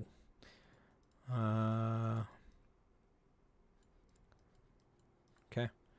Anyways, Jesus Christ. Every time you guys leave, more join. And yeah. Outside of that, guys, for everybody else that is here on the stream currently, for one, I appreciate you being here. Thank you for supporting the channel. Thank you for supporting me. It means a lot. As you guys know, like there's really not much to stream or show on this game. Like I would love to stream more and do more on this game, but unless it's like a fighting event like Genesis War, Island Raid, or Archipelago Raid, there just isn't too much content to stream or show.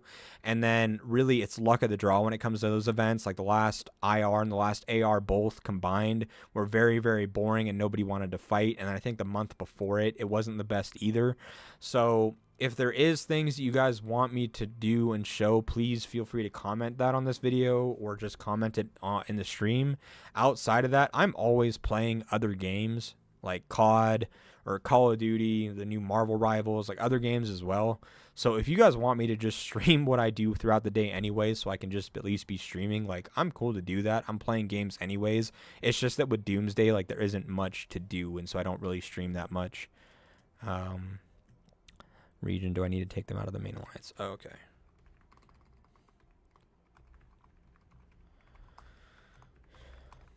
Remove them. They can benefit from free gifts, speed ups, and alliance territory being here.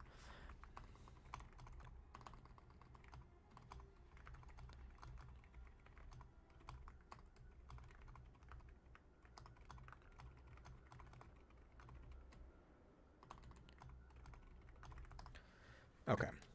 Am I doing more series with Mr. Brain on few approaches? Yes, I want to do more series with Mr. Brain. Mr. Brain has, unfortunately, he had a bit of time where he caught time to be able to come back to the game and play and hang out and do all that stuff, but then life got really, really, really busy for him again going into the holidays and just stuff with work and whatnot, so he's away from the game again. So as soon as he comes back, we will pick that up. I really wish that we could have continued that series, but we will pick that up.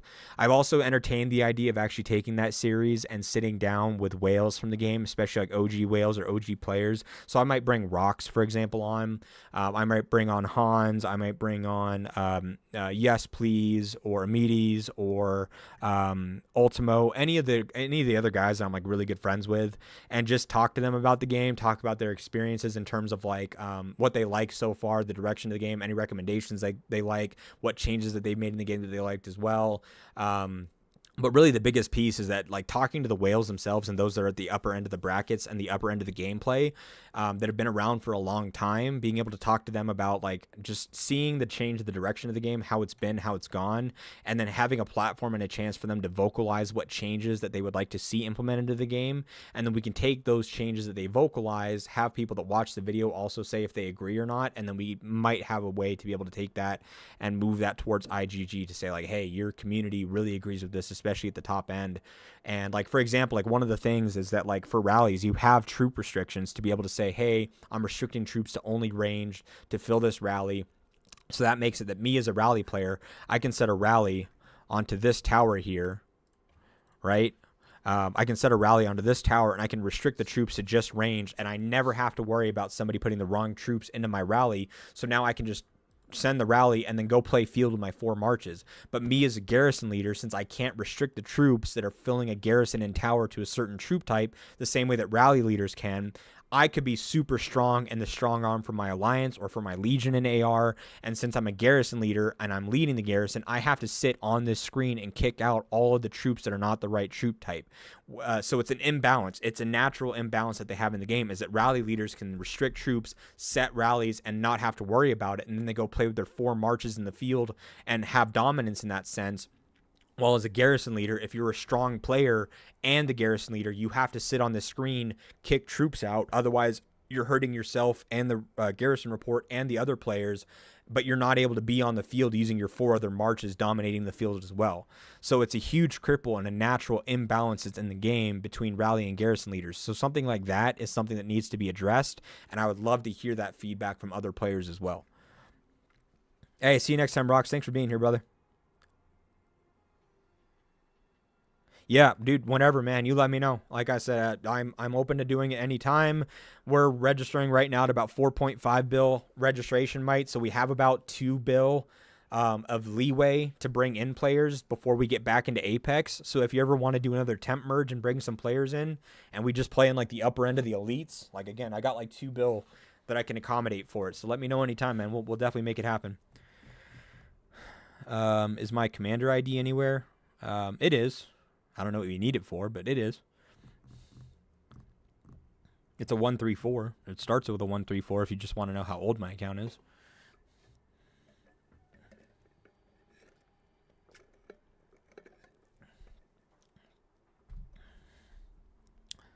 But, yep. That, I mean, we've been live for, what, almost 3 hours now? So, I'm hungry. I'm going to go get some food. And then, yeah, I'm going to go start recording this series and get that posted. So, stay tuned for it. You're going to see episode 1 of it come out today. So those of you who are here are just kind of getting an early heads up on it. Episode 1 of the series of reviewing people's accounts and making recommendations and such will come out today. If you want to take part in that, look out for that video. Drop a comment, with the same information. So this is, again, I'm just going to cover this real quick for you guys. Send me, what you'll do is you will let me know in the comments that you're interested. Send me a message in the game with an arena report so that I can see all of your commanders, your vehicles, your equipment, your hero, your armaments, all the rest of that stuff. I get a lot of information from there. Send me which troop type is your primary focus. So he's an infantry main. Let me know what heroes for that troop type you have awakened. So he has a Badal and Stella. And then let me know if you're a garrison leader for your alliance, a rally leader, both, or just a field player. And then I will turn that into an episode as well. Oh, no, yeah, no, sorry, I didn't. Can you message someone just off of player ID? I didn't know that's a thing. If you can message someone just off of player ID, then I'm sorry, I had no idea that you could do that. But my player ID is right here. But you can just go to region 164 and go to FIB, and then I'm the R5, and you can just message me there. We have more players. We have more players, or our players in our alliance. Can you give me feedback? Yeah, what was your I can check that again real quick, Mitchell. What's your before I leave, what's your region again? I'm trying to scroll back through. I don't know if it's gonna let me go back that far.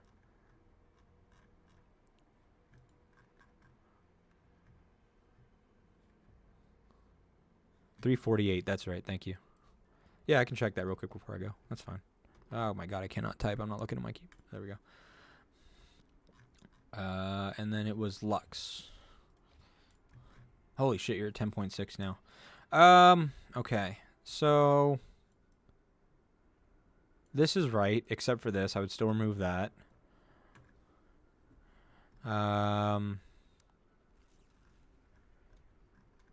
Yeah, man, like I said, everybody from, I would say, at the very least, everybody from here down goes.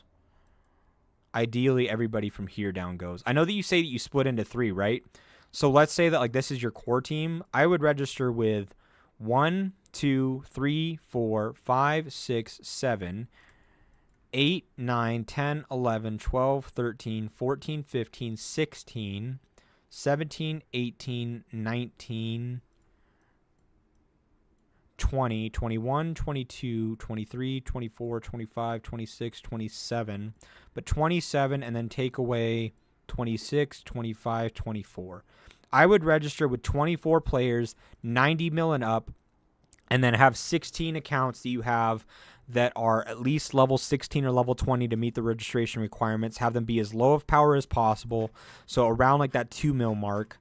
And yeah, so like right in here, right? You have 16 of those. Let's call that, we'll call it 40 mil for those 16 players. So you have 40 mil, then 130, well, we'll go here, 135 mil, 230, 326, or 325. We'll call it 425, 525, 635, 750, 870, 960, 1 bill 50, 11 or 1150. We'll call it 1250, 1350. I'm gonna give these guys about 5 mil each. 1350, 1450, 1550, 16, 17, 18, 1950, 1950, 221, 22, 236, 247, 258. We'll call it 27, 38, or sorry, 28, 3, 315, 33, 35, 36, 7, 8, 9, 4, 1. Yeah, you do that, you register around like the 4.7 bill mark. You'd be right about where we're at. And that's what I would do.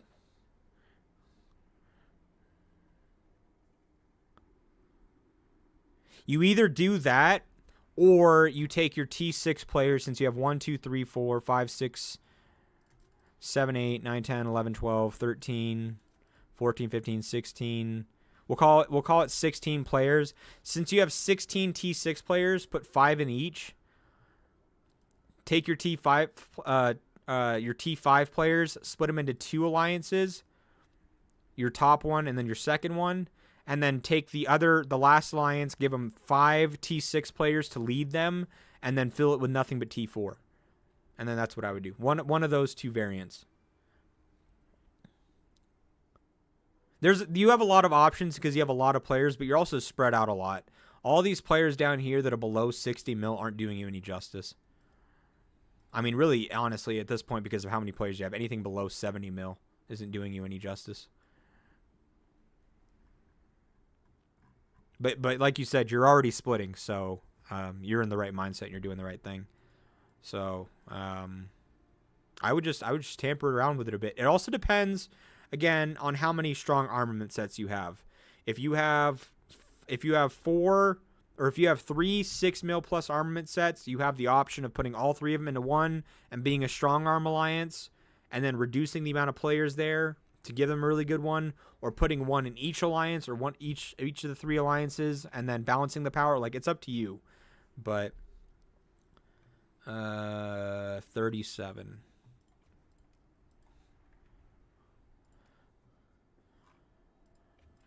Do I know you guys? I don't know if I know you guys. We were in G1 a lot as well.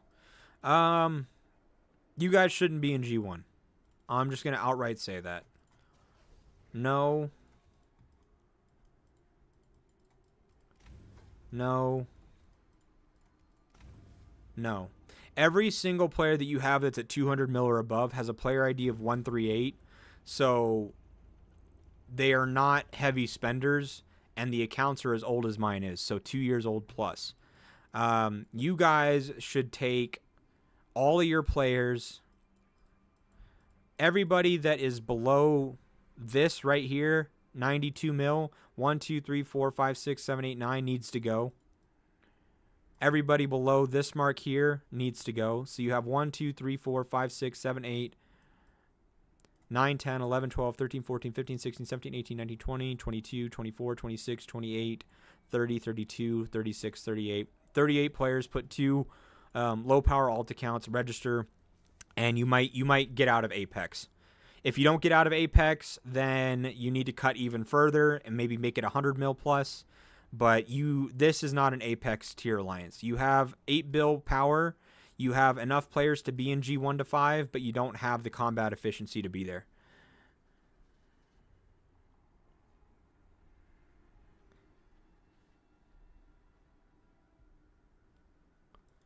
You probably have the activity, the T6 to fill it, but you don't have the Garrison or Rally Lead to hold your own. And if you can't hold your own, then when you go into Island Raid against those level of teams, you're not going to hold your own when you're on your own. If you go into AR and your team needs a secondary or a second strong rally to 3 rally a tower, it's not going to come from your team. If you need to hold a flank tower, you don't have a 6 mil armament lead to hold that tower. And everybody that's in G1 to 5, every single one of those teams has at the very least, 1 6 mil armament set on their team to be able to hold their own in some fashion or some form. Ideally, you have at least 5 if you're in Apex. I wouldn't be in Apex unless you have at least 5 6 mil armament sets on your team. Is there a way to evolve free to play? I mean, yeah, there is. There certainly is. It's just that you have to find a team that is in development as well. If you can't really like take yourself and put yourself on a team that's already developed. Also, like, bro, like, don't do that. Don't make your name that, because that's just, people are going to send you questions. This has happened to me before where people will change their name to my name and then they send you questions because they're confused on if you're me, and then those players get frustrated because they think I'm not answering or they give them wrong advice. So don't do that. I mean, I guess you can if you want, but it's not really a good look. But anyways, yes, people do give free-to-play players a lot of chances. Most players in my alliance are free-to-play players on my registered roster, right? Toxico's free-to-play, Malordo's free-to-play, King Mamadou's free-to-play, Curse Bud is a low spender, Bex is free-to-play, Necro's a low spender, Wildcat's a low spender, Balkan's a low spender, Shelby is a low spender, Dan2's used to spend, Emmy's on the lower end as well. So I have a lot of free-to-play and low spenders in my alliance as well. It's just in terms of activity. And if you want to go into one of those teams that has high activity and whatnot, usually you have to look for teams that are in development mode where they have, say, 10, 15 players in their team. They're looking to go to a new region because they want to register for the lower might brackets, and they're looking for active players to fill the rest of the roster. And so you have to catch an alliance early to jump on that roster. Teams like myself, where I already have an established team of 27 people that I know are fighters, I'm not looking for more people to fill garrisons and rallies. I'm just looking for more rally and garrison leaders.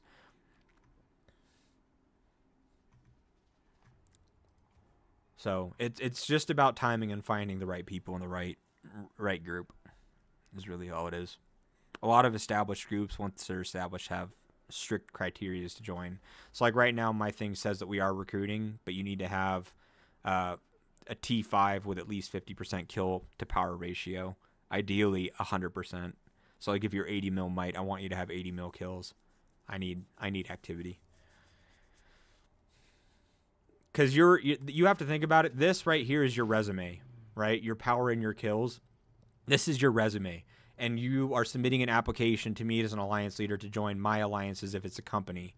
And I'm looking at this part here to see how active you are, what types of troops you're going for. I also go into here to see how many deaths you have, to see how much you're contributing to garrisons and rallies. You might have 1 billion kills, but if you have 1 billion kills and only 10 mil deaths, that means that for every 100 troops that you're killing, only one of them is probably going to be, or I'm sorry, out of every 100 kills that you're having, you only have 1 death, 1 troop death. That tells me that, or 1,000, sorry. That tells me that you're likely just playing field and you're not playing garrisons or rallies. So, I don't really need that on the team. Yo, what's up? How's it going? Okay. Well, that kind of sums it up. So I'd be able to join King. I'll have to take a look. Just send me a message. King, I already have you in my message inbox. I'll take a look and see, and we'll talk about it. Let's participate. Yeah, we were in Apex for a year. We were in Apex for a year straight. We competed in G1, Garrison against the likes of them. I deleted all of my reports by accident one day, but yeah, we've competed against G1. That's where we lived. Garrisoned against Hans. Garrisoned against Safe Me. UOD, Yes Please, NM49, all the rest of them, Boone. We've played alongside and fought alongside all of them, DHX. We've all done that. But we're no longer there. Don't need to be, don't want to be. Don't have the activity level for it. Like, it's just everybody in my alliance, like, it's one of the main messages is that life, health, and family comes first. And in order to be in Apex, you need to be able to jump on at any time for an extended period of time as well in order to be effective and efficient. And because of the time zones and a lot of the alliances being Asian alliances, a lot of my players are in America or American-based players. And so that's usually between like 2 to 5 a.m. for us when everybody's sleeping on a work night. And so because of that time commitment and requirement, we weren't as effective as we could be. And I'm not going to force them or require them to do that. So we just drop into a bracket where it is more realistic.